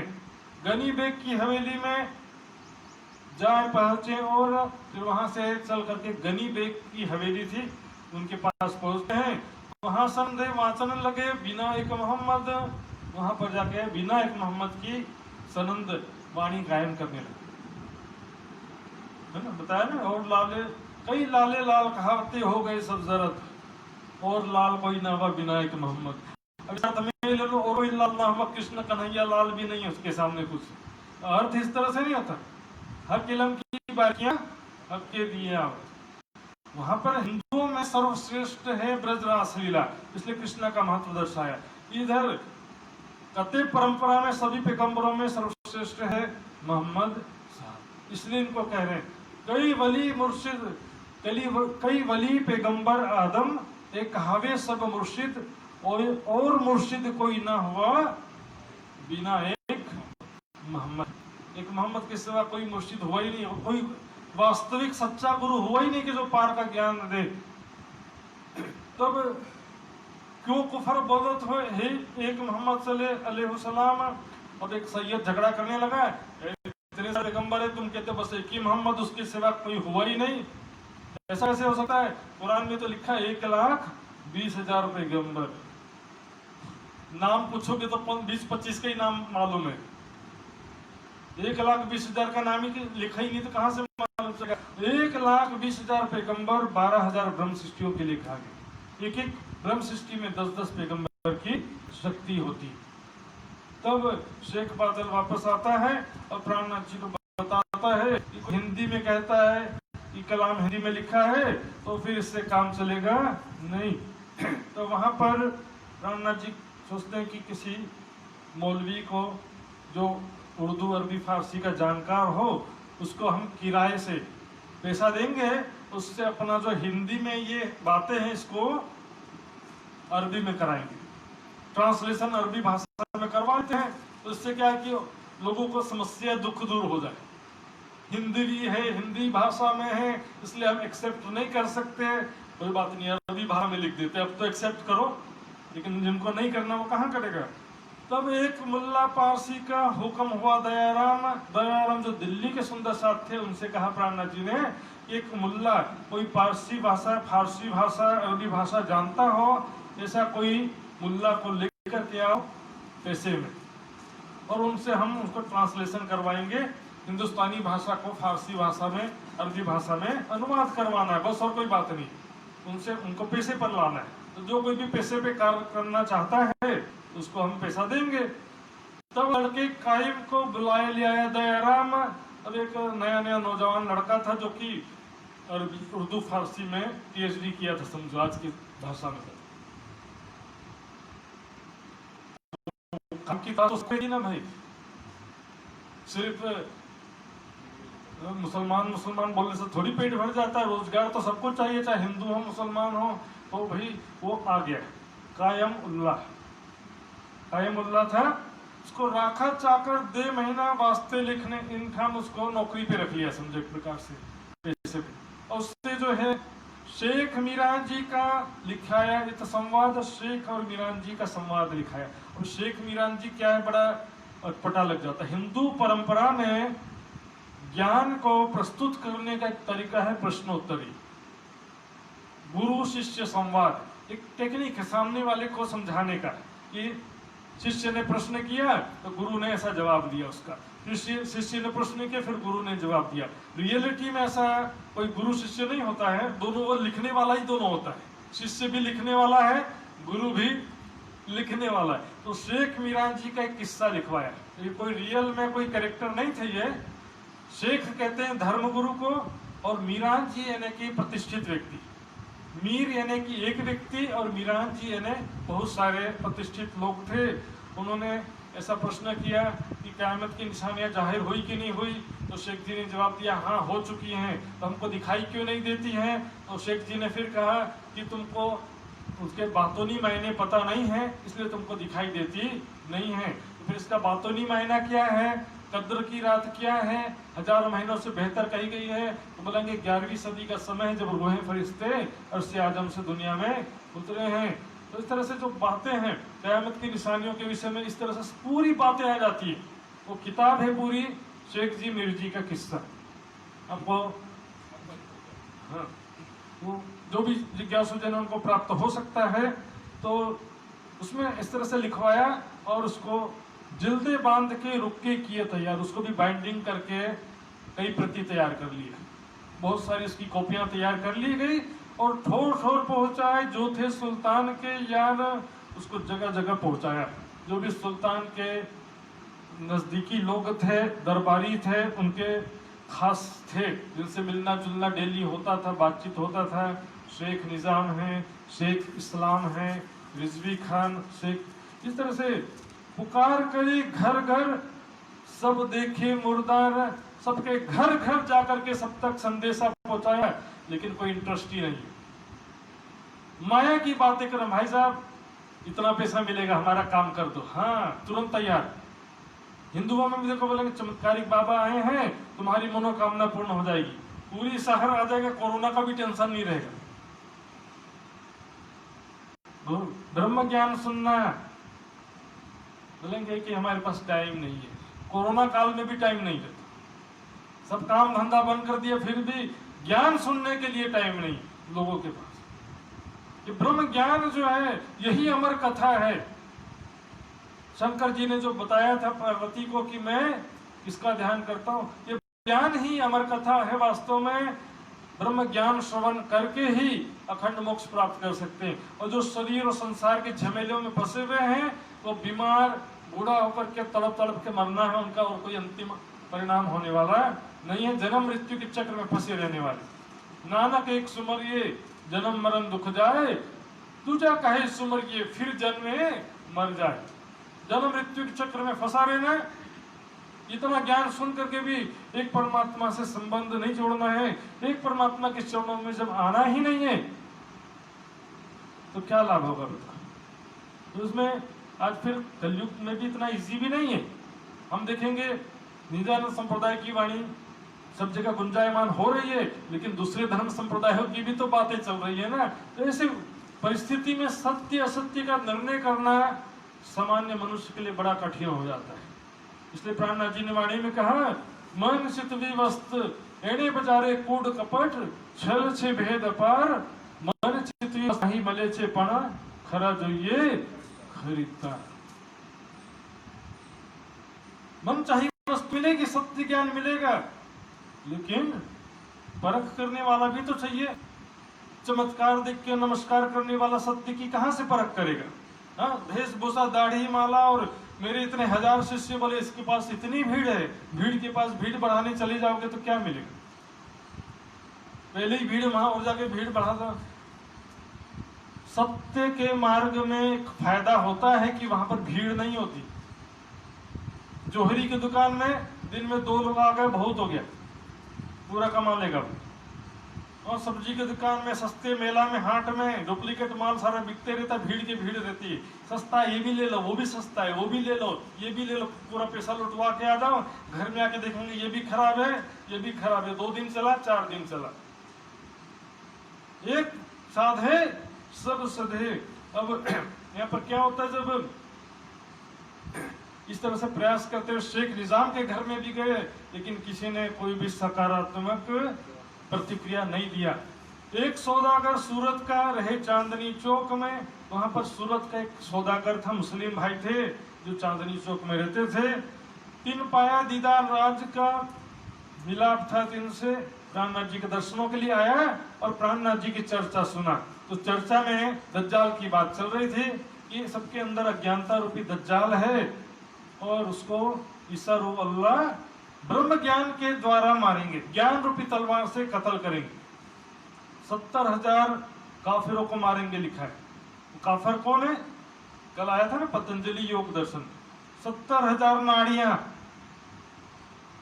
उसमें जो विकार भरे होते हैं, ब्रह्म ज्ञान के द्वारा अज्ञानता का नाश करना ही है। तो वो कहता है कि मेरे पास वो दज्जाल नामा किताब है जिस दज्जाल के बारे में डिटेल्स में विस्तार से लिखा है। प्राणनाथ जी कहते हैं बहुत अच्छी बात है, हम तो ऐसी किताबों का खोज में लगे रहते हैं जिसमें हमको ज्यादा से ज्यादा प्रमाण मिले। तो दज्जाल नामा किताब आप हमको उपलब्ध करा दीजिए। कहता अच्छी बात है, मेरे साथ एक सुंदर साथ को भेज दो। अब जाते जाते रास्ते में मन में दज्जाल घुस गया कि मेरे बारे में उनको किताब क्यों दे रहे हो। दज्जाल का एक प्रसंग आता है हदीसों में। एक बार मोहम्मद साहब अपने साथियों के साथ बैठे हुए थे, तभी एक काला कलूटा सा कोई आदमी बोला मैं मोहम्मद साहब से मिलने आया हूँ करके। सब लोग बोले ना ना, चेहरे से पता नहीं दुश्मन का आदमी लग रहा है, कोई अंदर आने मत दो करके। मोहम्मद साहब ने कहा आने दो उसको। मोहम्मद साहब तो पहचान गए, फिर भी पूछा सबके सामने तुम कौन हो? कहता मैं दज्जाल हूं, मैं शैतान हूं। अच्छा तुम क्या क्या जानते हो बताओ। सब बता दिया उसने, सब जानता हूँ, एक खुदा उसी की इबादत करना चाहिए और ये ऐसा वैसा सब बता दिया पूरा। ये कुफ्र है, वो कुफ्र है, शैतान का हथियार है। शैतान बता रहा है कि मेरा क्या क्या हथियार। तो मोहम्मद साहब पूछते तुम इतना जानते हो, इतने ज्ञानी हो, तो फिर तुम खुदा की हुक्म उदली क्यों करते, खुदा का हुक्म क्यों ठुकराते हो, ऐसे सबको भटकाने का काम क्यों करते हो? कहता है मैं करता नहीं हूं, मुझसे वो करवाता है। आचार्य ये हुक्म नहीं फेरा, ये तो हुक्म दिया फिराए, वो तो सिर ले हुक्म खड़ा है एक पाए। अच्छा जी जो एक पैर पे खड़ा उसका हुक्म ठुकराने का हिम्मत है किसी की खुदा के हुक्म ठुकरा सके?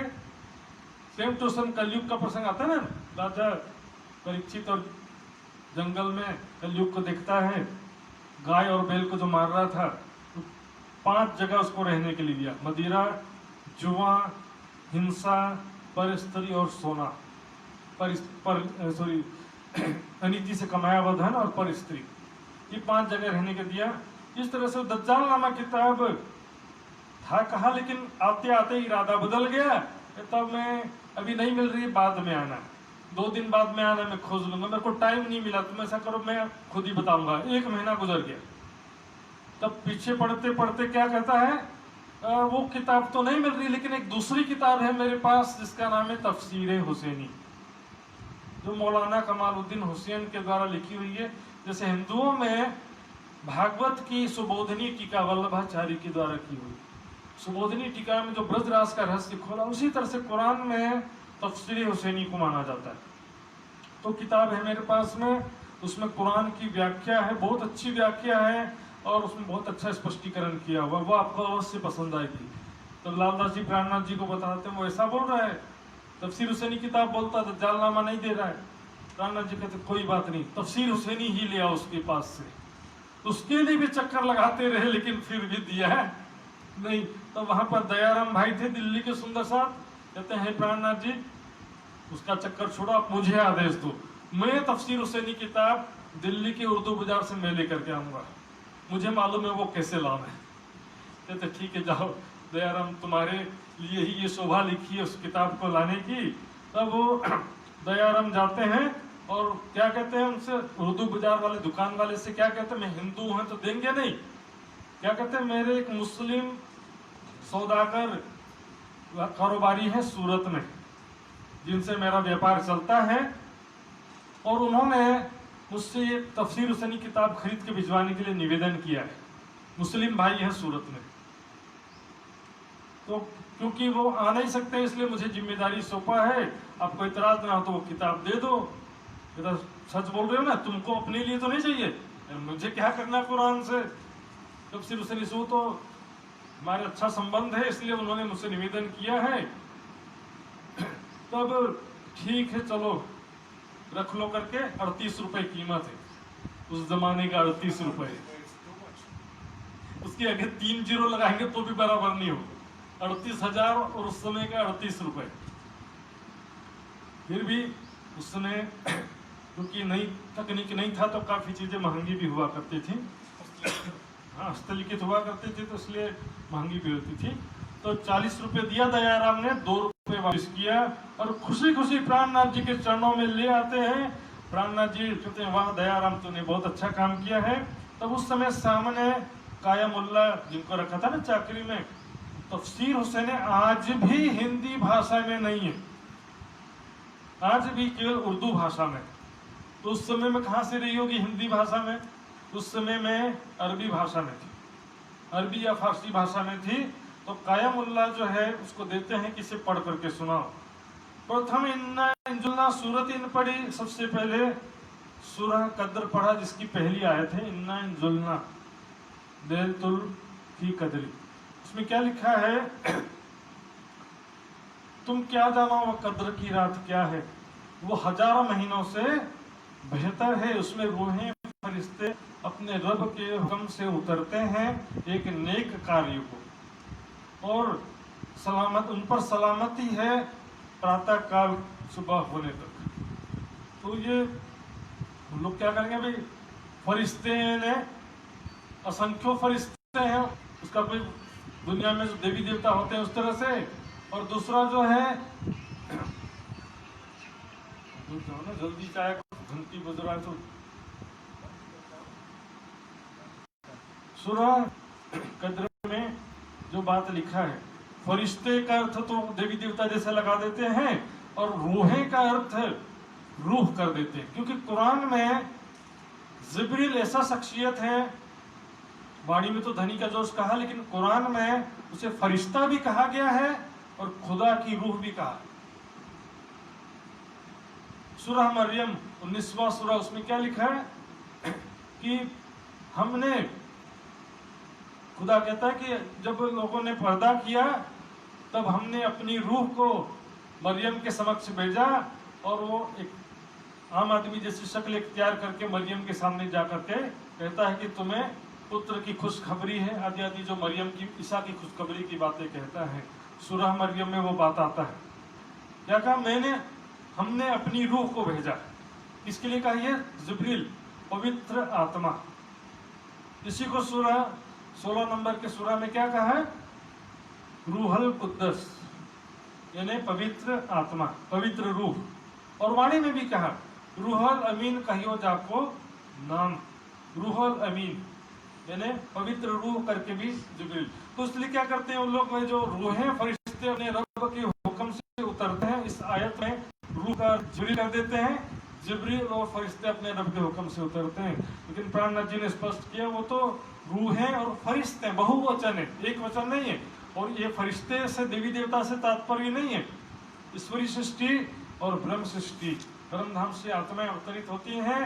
तो ये सुनकर के खुश होते हैं। उसके बाद इन्ना आतेना सूरत पढ़ी मुल्ला ने, जब इन्ना आतेना सूरत का नाम नहीं है, जैसे इन्ना इंजुलना सूरत का नहीं, आयत के वर्डिंग है। सूरत सूरह का नाम था, सूरह कद्र था, और यहाँ पर है सूरह कौसर। सूरह कौसर सूरह का नाम है और उसकी आयत है, पहली आयत शुरू होती है इन्ना आतेना कल कौसर। इन्ना आतेना जब पढ़ा वहां पर कौसर, नहरे कौसर और हौज कौसर दोनों की बात आती है। नहरे कौसर यानी जमुना जी, हौज कौसर यानी कि तालाब। जब चोट लगी श्रीराज को आया ऐसा हाल, हृदय में ऐसी चोट लगी, मतलब ऐसे हमारी बात, वही बात जब कुरान से प्रमाणित हुआ तो जाके भतीजे मन आता ना छुपाई, जमुना ताल पाल की हकीकत पाई, तब चोट लगी श्रीराज को आया ऐसा हाल, न रही उठने की ताकत, अति हुए खुशहाल, खुशी के मारे और इसे आनंद में मग्न हो गए कि उठने की हिम्मत नहीं हो, हिम्मत मतलब कमजोर हो गए ऐसा नहीं, उठने का हिम्मत नहीं हुआ, इतना आनंदित हो गए कि उठ ही नहीं सके। 3 दिन तक सुनते रहे, 3 दिन तक सुनते रहे, और सुनाओ, मेरे को इतना आनंद आ रहा है कि मैं उसको छोड़ के दूसरा कोई काम करने की इच्छा ही नहीं होती। 3 रोज अलग सेज से उठ ना सके, तब इतने आनंदित हो गए, उस आनंद में मग्न हो गए। तब फिर सुंदर साथ को जगह जगह चिट्ठी लिखते हैं, इसी से सनंद ग्रंथ में जो लास्ट में बड़ी पत्री आती है, सुनियो भीम मुकुंद जी उद्धव केशव श्याम। इस समय का भीम मुकुंद को कहाँ भेज दिया था ना, उदयपुर भेज दिया था, किसी को सूरत भेज दिया था। सुनियो भीम मुकुंद जी उद्धव केशव श्याम, हम पाती पढ़ी मोहम्मद की पाई हकीकत धाम। हमने मोहम्मद साहब की पाती हमारा पत्री चिट्ठी, कुरान और हदीस से हमारे लिए भेजे गए संदेश से मोहम्मद साहब ने हमारे लिए लाया था, हमारा ग्रंथ है वो। नफरत अपने ग्रंथ से नफरत, धामधनी ने हमारे लिए चिट्ठी भेजा, उससे नफरत क्यों? कलाम अल्लाह या हदीसे, शास्त्र पुराण या वेद, ये सब सुख लेवे मोमिन हक रसना के वेद, इनके वारिस से है। इसका रस कौन लेगा? ब्रह्म सृष्टियां ही ले सकती हैं। जैसे बच्चा छोटा है, माता पिता मर जाए तो फिर वारिस तो बच्चा होता, लेकिन छोटा है तो संभाल सकता नहीं है, इसलिए टेम्परेरी किसी को, दूर के रिश्तेदार को जिम्मेदारी सौंपेंगे कि जब तक 18 साल का नहीं हो जाता है तब तक आप लोग देख कर करो बस, वो भी विथ पेमेंट मिलेगा उसका। लेकिन जैसे ही बच्चा 18 साल का हुआ, वापस मालिक कौन हो जाएगा? बच्चा। सारा अधिकार सारी जिम्मेदारी बच्चे की आ जाएगी। उसी तरह से इतने दिन तक उन्होंने रक्षा किया है, बस वास्तविक में वारिस कौन है? कुरान के, हदीसों के, बाइबल के, वेदों के, शास्त्रों के, गीता के, भागवत के वारिस कौन है? ब्रह्मात्माएं उनकी वारिस हैं। हम पाती पढ़ी मोहम्मद की, सब पाई हकीकत धाम। हमने सारा हकीकत पा लिया, अपने घर की इशारतें और ना समझे कोई, अपने घर की बातें और कोई दूसरा समझ सकता है? हमारी बातें, अपने घर की बातें। परम धाम में अलस्तो बेरबकुम, खुदा ने कहा खेल में आते समय, तो सखियों ने क्या कहा? कालू बला। अलस्तो बेरबकुम यानी याद रखना कि मैं ही तुम्हारा खावंद हो, मेरे सिवा अन्य किसी को पूजा नहीं करना। सखियों ने क्या बोले ना बोले, हम आपको कभी भी भूल सकते नहीं है। ये जो है कुरान में एक महत्वपूर्ण सिद्धांत बन गया कि खुदा तुम्हारे बाकी सारे गुनाह माफ कर देगा, लेकिन एक गुनाह तुम्हारे माफ नहीं करेगा कि खुदा के सिवा या खुदा के साथ किसी दूसरे की भी पूजा करोगे। कि पति पत्नी के सारे गुनाह माफ कर सकता, लेकिन हाँ, एक गुनाह माफ कर नहीं सकता। तो भाई कोई भी पतिव्रता साधन के हिसाब से चलने के लिए कहा जाता है। अपने घर की इशारत और ना समझे, कोई इस प्रकार सबको चिट्ठी भेजा। इसी बीच में थोड़ा सा प्रसंग बीच में क्या होता है कि नौतनपुरी से 3 भाई लोग पहुंचते हैं बिहारी जी के साथी, नाग जी, संग जी, प्रेम जी। उनको वहां बैठे बैठे भी सारी खबर पहुंचती है ना कि हरिद्वार में शास्त्रार्थ में सब विजय हो गए, बुद्ध निष्कलंक स्वरूप में जाहिर हो गए, उनके तो इतनी जमात बढ़ते जा रही है, बड़े बड़े विद्वान भी प्राणनाथ जी के चरणों में आ रहे हैं। तो आज का वातावरण है ना वैसे ही हो जाता है। आज का वातावरण कैसा है तो बोलेंगे ये तो गादीपति महाराज को नहीं मानते हैं, तीनों पुरी धाम को मानते नहीं है। अरे भाई वाणी को तो मानते हैं ना, वाणी सर्वोपरि है, ये तीनों पुरियों के महाराज सर्वोपरि। स्थानवाद और व्यक्तिवाद का प्रचलन आते हैं, देखिए सेम टू सेम वही बातें करते हैं। एक दावा ले बैठे इसे का इनका 3 पर था ईमान, बस हम तो देवचंद जी के सिवा किसी को मानते ही नहीं। मेरा ठाकुर तो उनका शिष्य, ये कहाँ से अलग से नया वाणी अवतरित करने लग गया, नया ज्ञान लेकर के आ गया। देवचंद जी ने तो कभी कुरान की बात की नहीं, ये क्या देवचंद जी से भी बड़ा हो गया? देवचंद जी ने कभी वाणी नहीं लिखा, ये क्या देवचंद जी से बड़ा हो गया? और देवचंद जी की गादी पर श्री बिहारी जी बैठे हैं, हमारे लिए वही पूज्य, उनके वाक्य ही हमारे लिए की अनुकरणीय है। ये मेरा ठाकुर ये अलग से नया संप्रदाय बना करके सबको भ्रमित कर रहा है, हम सब सुंदर साथ को सावचेत करेंगे, जागृत करेंगे, ऐसा सोच करके वो दिल्ली आए थे गिरो यहूदन में इनो था मसनंद का काम। इनका काम क्या था? मसनंद है ना गादी, गादीपति बिहारी जी के प्रति सबको जोड़ना इनका मुख्य उद्देश्य था। अकस रखते दीन से जो बरहक इस्लाम, और ये ईर्ष्या रखते थे इस्लाम के प्रति, दीन इस्लाम के प्रति। तो इस तरह से लोगों को भ्रमित करने के लिए, सुंदर साथ को भ्रमित करने के लिए आ गए। फिर कुरान उरान की बातें कहाँ करते हैं इन लोग? हम हिंदू लोग हैं, अपने हिंदी के हिसाब से चलना है। मुसलमान लोग कोई जागने वाले हैं कि मुसलमान के चक्कर में मतलब हिंदू, हम हिंदू कहाँ लिखा वाणी में हम हिंदू? बता दो मुझे। एक हिंदू लड़े मुझसे, एक शरीयत मुसलमान। जाहिरी लोग चाहे हिंदू, चाहे मुस्लिम, चाहे आर्य समाजी, चाहे पौराणिक हो, चाहे ईसाई, जाहिरी लोग तो सब लड़ेंगे ही लड़ेंगे, लेकिन हम एक पक्षी नहीं हो सकते। निजानंद संप्रदाय है संयुक्त धर्म, विश्व धर्म। ये किसको एक धर्म या एक संप्रदाय की परिधि में इसको बांधा जा सकता नहीं है। ये आए मजलिस मोमिनों की, यहाँ बिना मोहम्मद और ना बात। सुंदर साथ के बीच में जब वो 3 लोग आए, नाग जी, संग जी, प्रेम जी, तो देखते हैं यहाँ तो मोहम्मद के सिवा कोई बात ही नहीं कर रहे। चूंकि उस समय क्या कि नया नया कुरान की बातें और मंथन चल रहा था, तो सभी उसी के बारे में डिस्कशन करते रहते थे। सनद की वाणी अवतरित हुई थी, उसका डिस्कशन करते रहते थे। लेकिन सब लोग मोहम्मद मोहम्मद में लगे हुए, क्या बात है, कृष्ण को कोई पूछता नहीं है। कृष्ण, इतने दिन तो कृष्ण चल रहा था, मोहम्मद आ गए।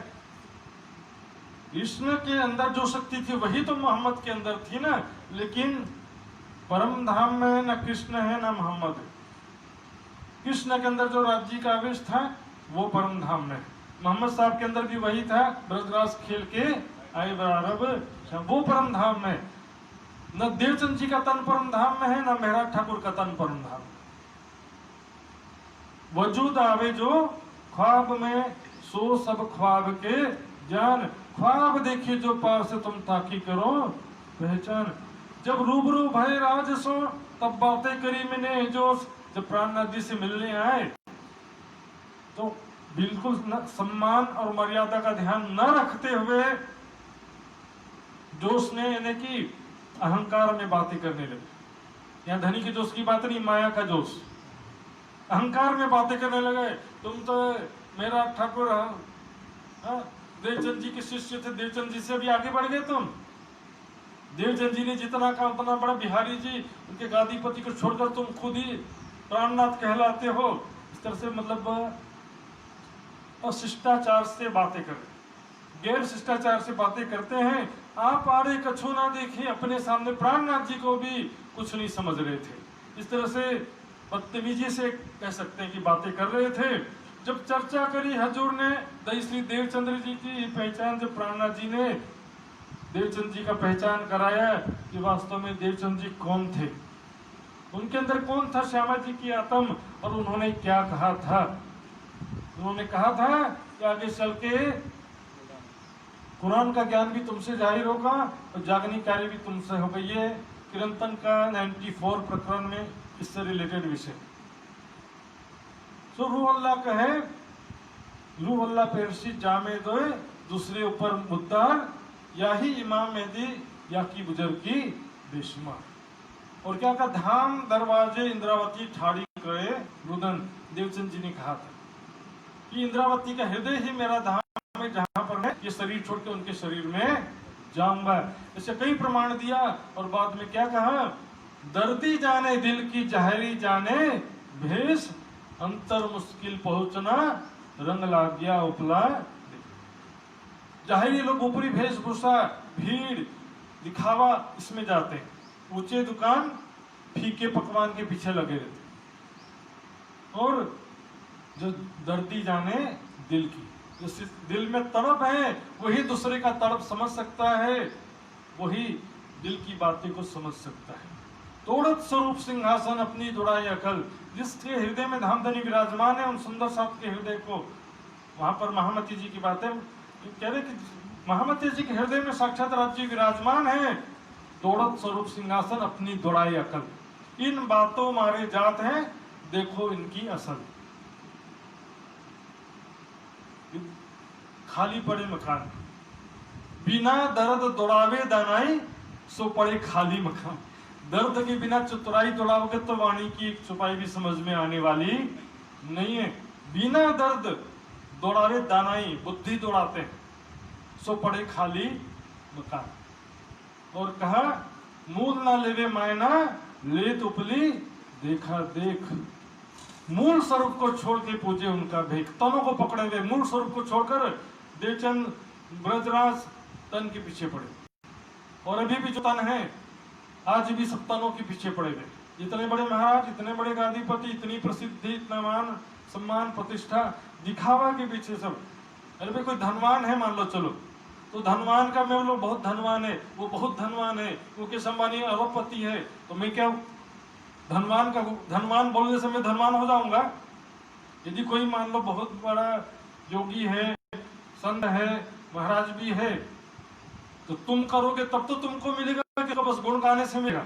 आजकल लोगों के लिए सरल क्या है, फोटो बना करके पूजा करना बड़ा सरल। बहुत बड़े योगी हैं, फोटो लगा लो घर में, खुद करना नहीं है कुछ, और जो खुद करे नहीं है और दूसरों को कहां से पहचानोगे? रूह अल्लाह की बंदगी दिन में उनकी मैं। देवचंद जी ने भी बहुत साधना की, उतना साधना तो किसी ने नहीं किया,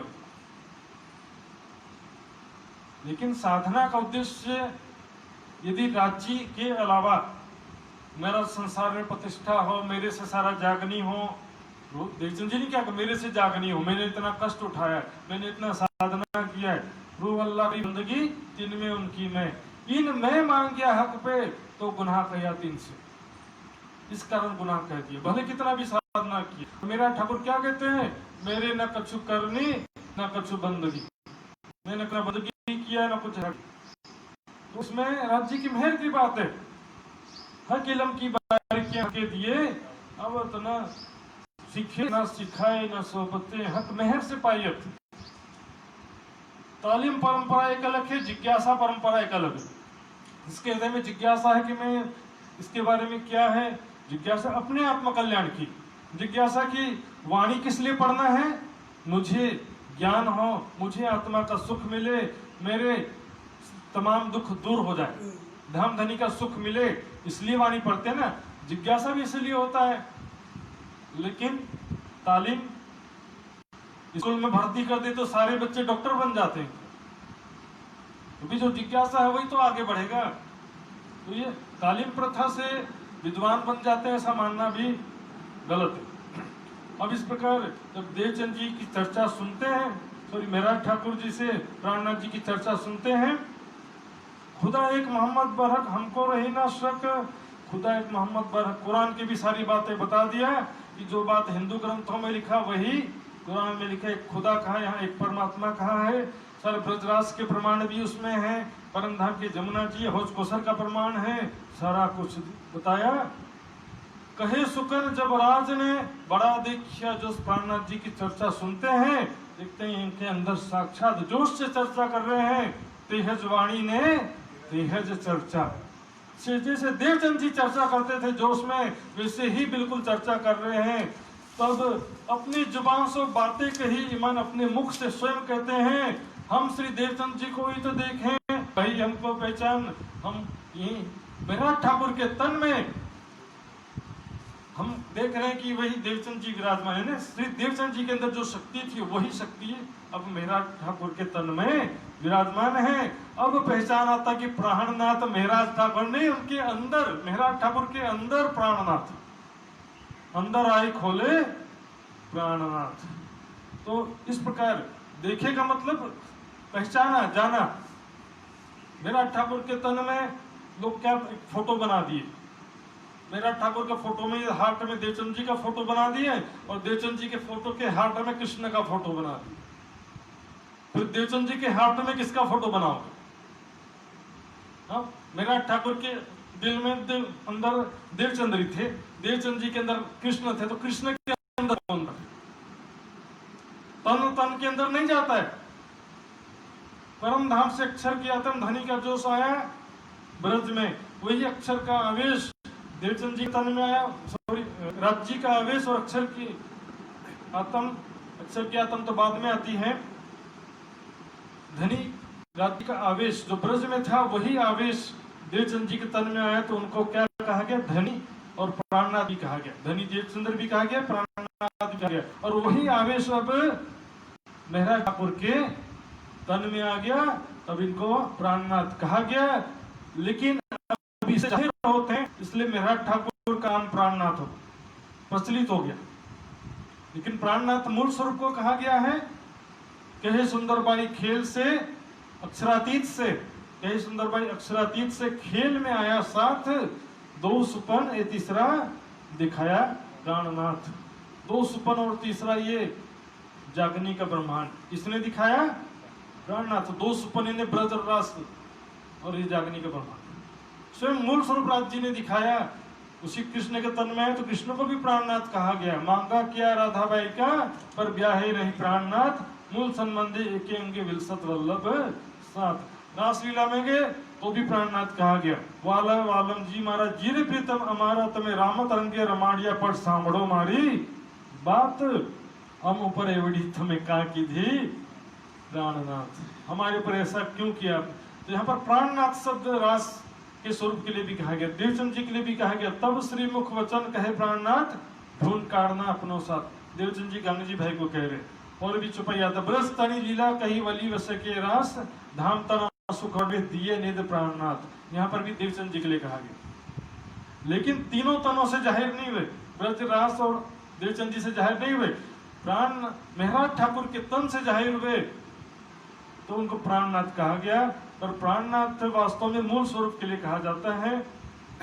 तब हम भी सब साथ को लिखेंगे सुकन, तब तीनों नाग जी संजीव प्रेम जी कहते हैं कि अब तक हम भी भ्रमित थे, अब हम सब सुंदर साथ को चिट्ठी लिख के बताएंगे कि वो धाम धनी श्री देवचंद जी की शक्ति अब कहाँ पर विराजमान है? मेरठ ठाकुर के तन में विराजमान है, बिहारी जी के तन में नहीं। सब लोग बिहारी जी को धनी धनी बिहारी जी, धाम धनी बिहारी जी बोलते हैं ना। वास्तव में देवचंद जी के अंदर जो राज्य की शक्ति थी वो बिहारी जी के अंदर नहीं है, मेरठ ठाकुर के तन में है। अब लो हम भूले थे हे इत बात मोमिन, अब तक हम भूले थे। श्री देवचंद जी को हम देखा है, इत चिट्ठी लिखते सबको ऐसा, देवचंद जी को हमने यहाँ देखा है, तुम भी मान ले आइयो जो कोई होवे जित। जगह जगह सुंदर साथ को चिट्ठी लिख दिया तीनों ने। अभी दिल्ली में ही है, यहाँ से सबको चिट्ठी लिख के भेज दिया। इन भात सब साथ को पाती लिखी बनाए, सब जगह चिट्ठी लिख दिया। इस तरह से 22 दिन रहे सोहबत में। प्रेमदास ने दिखाया बात इन किस्से से 22 दिन रहते हैं नागजी संगजी प्रेम जी। इसमें से प्रेम जी पक्का ईमान वाले थे, लेकिन नागजी संग जी डावाडोल तो प्रेम जी क्या देखते हैं, ये नागजी संग जी प्राणनाथ जी के सामने तो बड़ी बड़ी बातें करते हैं और अकेले में बिहारी जी का भी गुणगान करते हैं। इनके मन में क्या चल रहा है, ये मतलब ये लोग दोगले हैं, समझ जाते हैं। रूबरू में देखा ईमान लाए इस ठोर, और रूबरू में प्राणनाथ जी के सामने कहते हैं हम ईमान लाए हैं, और अकेले में बातें हम सब बातें करते और मेरे सामने कुछ और बातें करते हैं। प्रेमदास समझ गए लोग गड़बड़ वाले, तो प्रेमदास जी यहाँ रह जाते हैं। दिल्ली में प्राणनाथ जी के चरणों से वापस नहीं गए। नागजी संग जी बैक टू पेविलियन, अपने दोस्त के पास वापस निकल पड़ते हैं। अब रास्ते में जो जो सुंदर साथ मिलते हैं, जहाँ जहाँ अब एक गांव में रुक गए आज की रात, फिर अगले दिन अगले गांव में रुक गए, तो वहां पर जो कट्टर बिहारी जी के अनुयायी थे उनसे मिलते हैं। तो पूछते हैं क्या बात है, तुम धामधनी बिहारी जी देवचंद जी की गादी को छोड़कर उसके बारे में क्या चिट्ठी लिखा था तुमने? अरे वो तो हमने ऐसे लिख दिया था। बात वो भी सही है, ये भी सही है, बिहारी जी तो हमारे धाम के धनी हैं, हमारी पूरी श्रद्धा। इस तरह दोगली बातें करते करते पहुंचते हैं नौतनपुरी। रास्ते में सबको जैसे तैसे जवाब देते हुए जब नौतनपुरी पहुंचे अपने मित्र के पास, अपने मित्र बिहारी जी के पास पहुंचे, तब जाके कहा बिन श्री देवचंद, हमारे मन में देवचंद जी के सिवा और कोई चाहना नहीं। हम देवचंद जी के प्रति पूर्ण श्रद्धा रखते हैं, लेकिन बिहारी जी हम देवचंद जी को देखे बैठे उन काम मुख से निकल गया। क्यों? हमने देवचंद जी को देखा, वहीं मेहराज ठाकुर के तन में वो विराजमान है। मेहराज ठाकुर ही बोलेंगे उनके सामने, प्राणनाथ जी के तन में थोड़ी बोलेंगे। मेहराज ठाकुर के तन में धामधनी जो आवेश शक्ति जो थी देवचंद जी के तन में, वो वहां पर विराजमान है। बिहारी जी सुनते हैं, अच्छा तो फिर यहाँ क्यों आए, वहीं चले जाना था ना, तो मुझे क्यों बिठा रखा गादी में? मतलब बहुत गुस्सा हो गए कि मेरे साथी वहां गए थे उनको समझाने के लिए और खुद समझ के आ गए। गए थे समझाने और खुद समझ के आ गए। बहुत गुस्सा होते हैं, नहीं मरना मेरे को तुम्हारा धाम धनी गादी पे, तुम बैठ जाओ गादी पर, मैं जा रहा हूं, मुझे नहीं रहना तुम्हारा धाम धनी।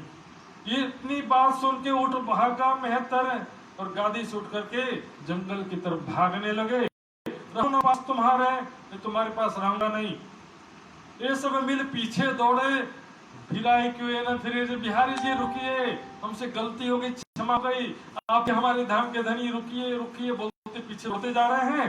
बिहारी नहीं सुनना तुम्हारी बात, जाओ शिव प्राणनाथ के पास जाओ। 3 दिन तहां रहे, जंगल में जाकर के बैठ गए, 3 दिन तक वापस नहीं आए। 3 दिन बाद सुंदर साथ ने पूछा, बोला आप जैसा कहेंगे वैसा हम करेंगे, आप कृपा करके आइए, मेरी एक शर्त है।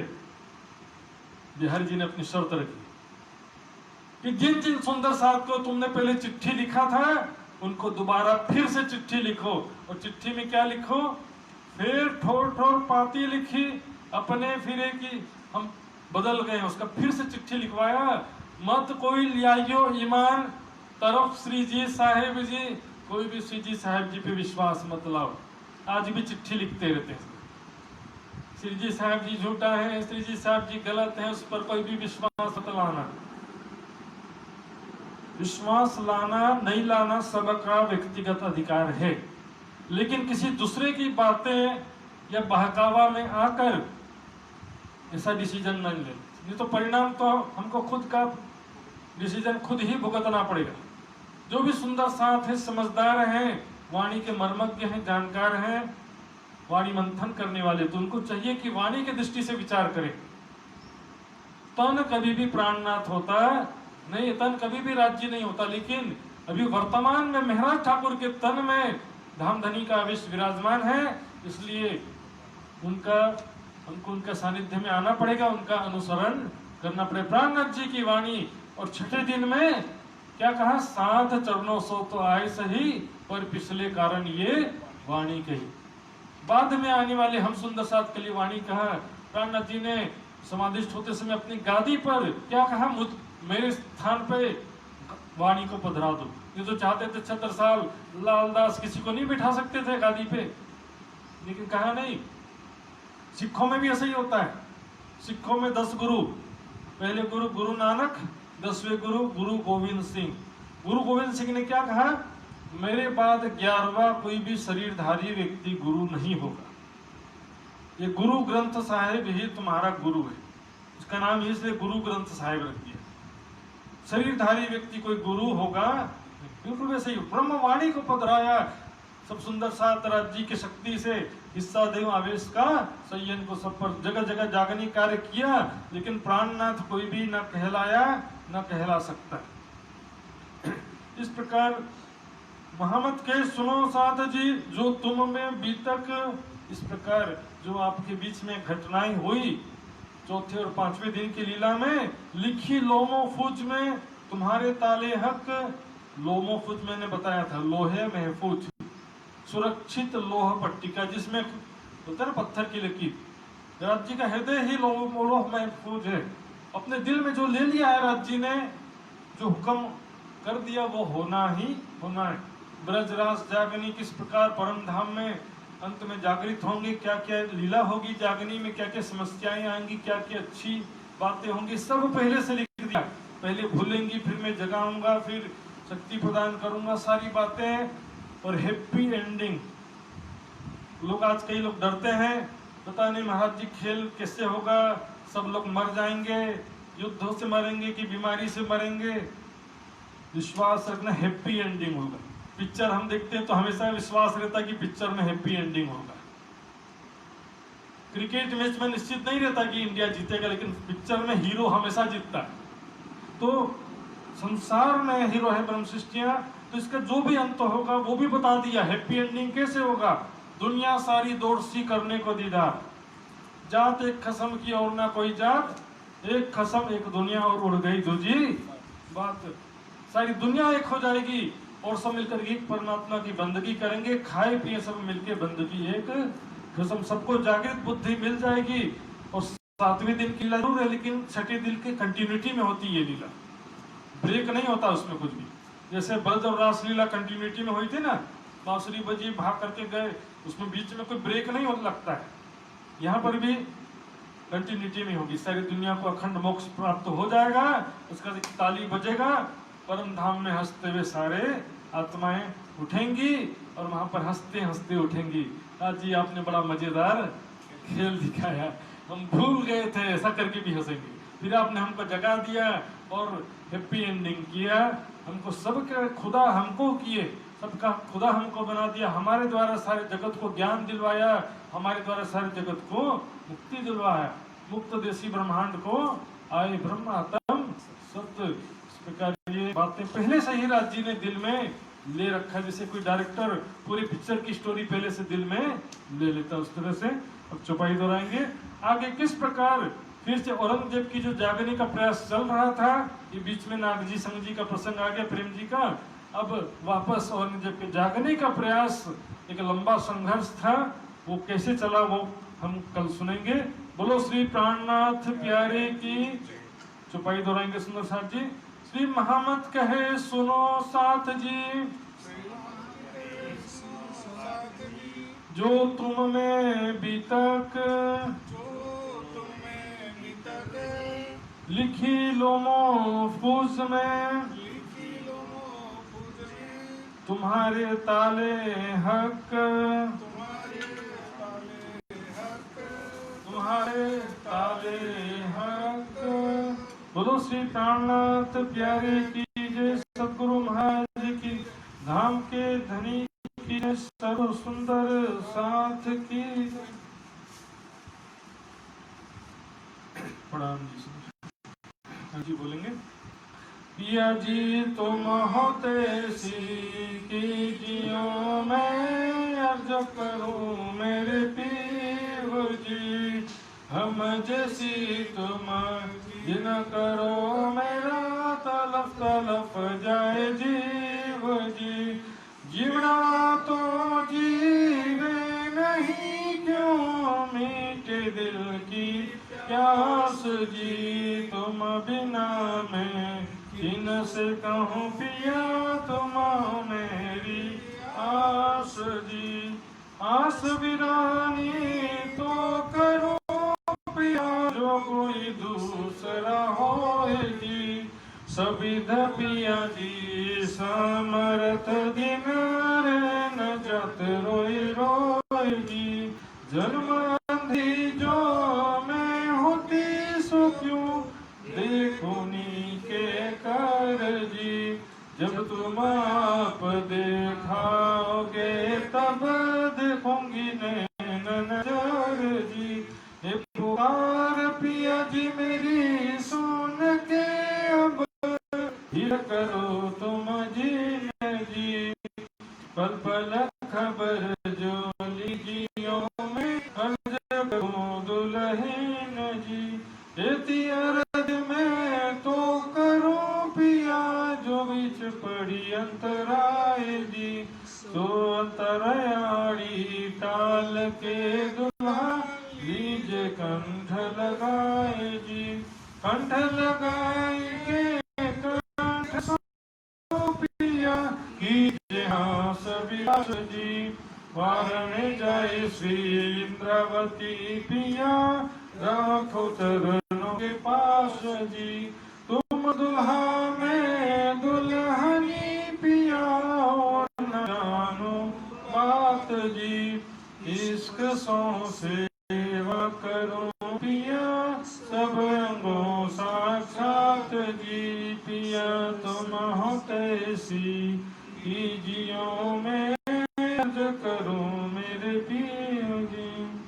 आनंद मंगल श्री धाम धनी जो कीजिए श्री भाई जुराज जो कीजिए श्री महाराज छत्र साहब जो कीजिए श्री सुंदर साहब जो कीजिए श्री सुंदर साहब जी और साहब जी के चरण प्रणाम।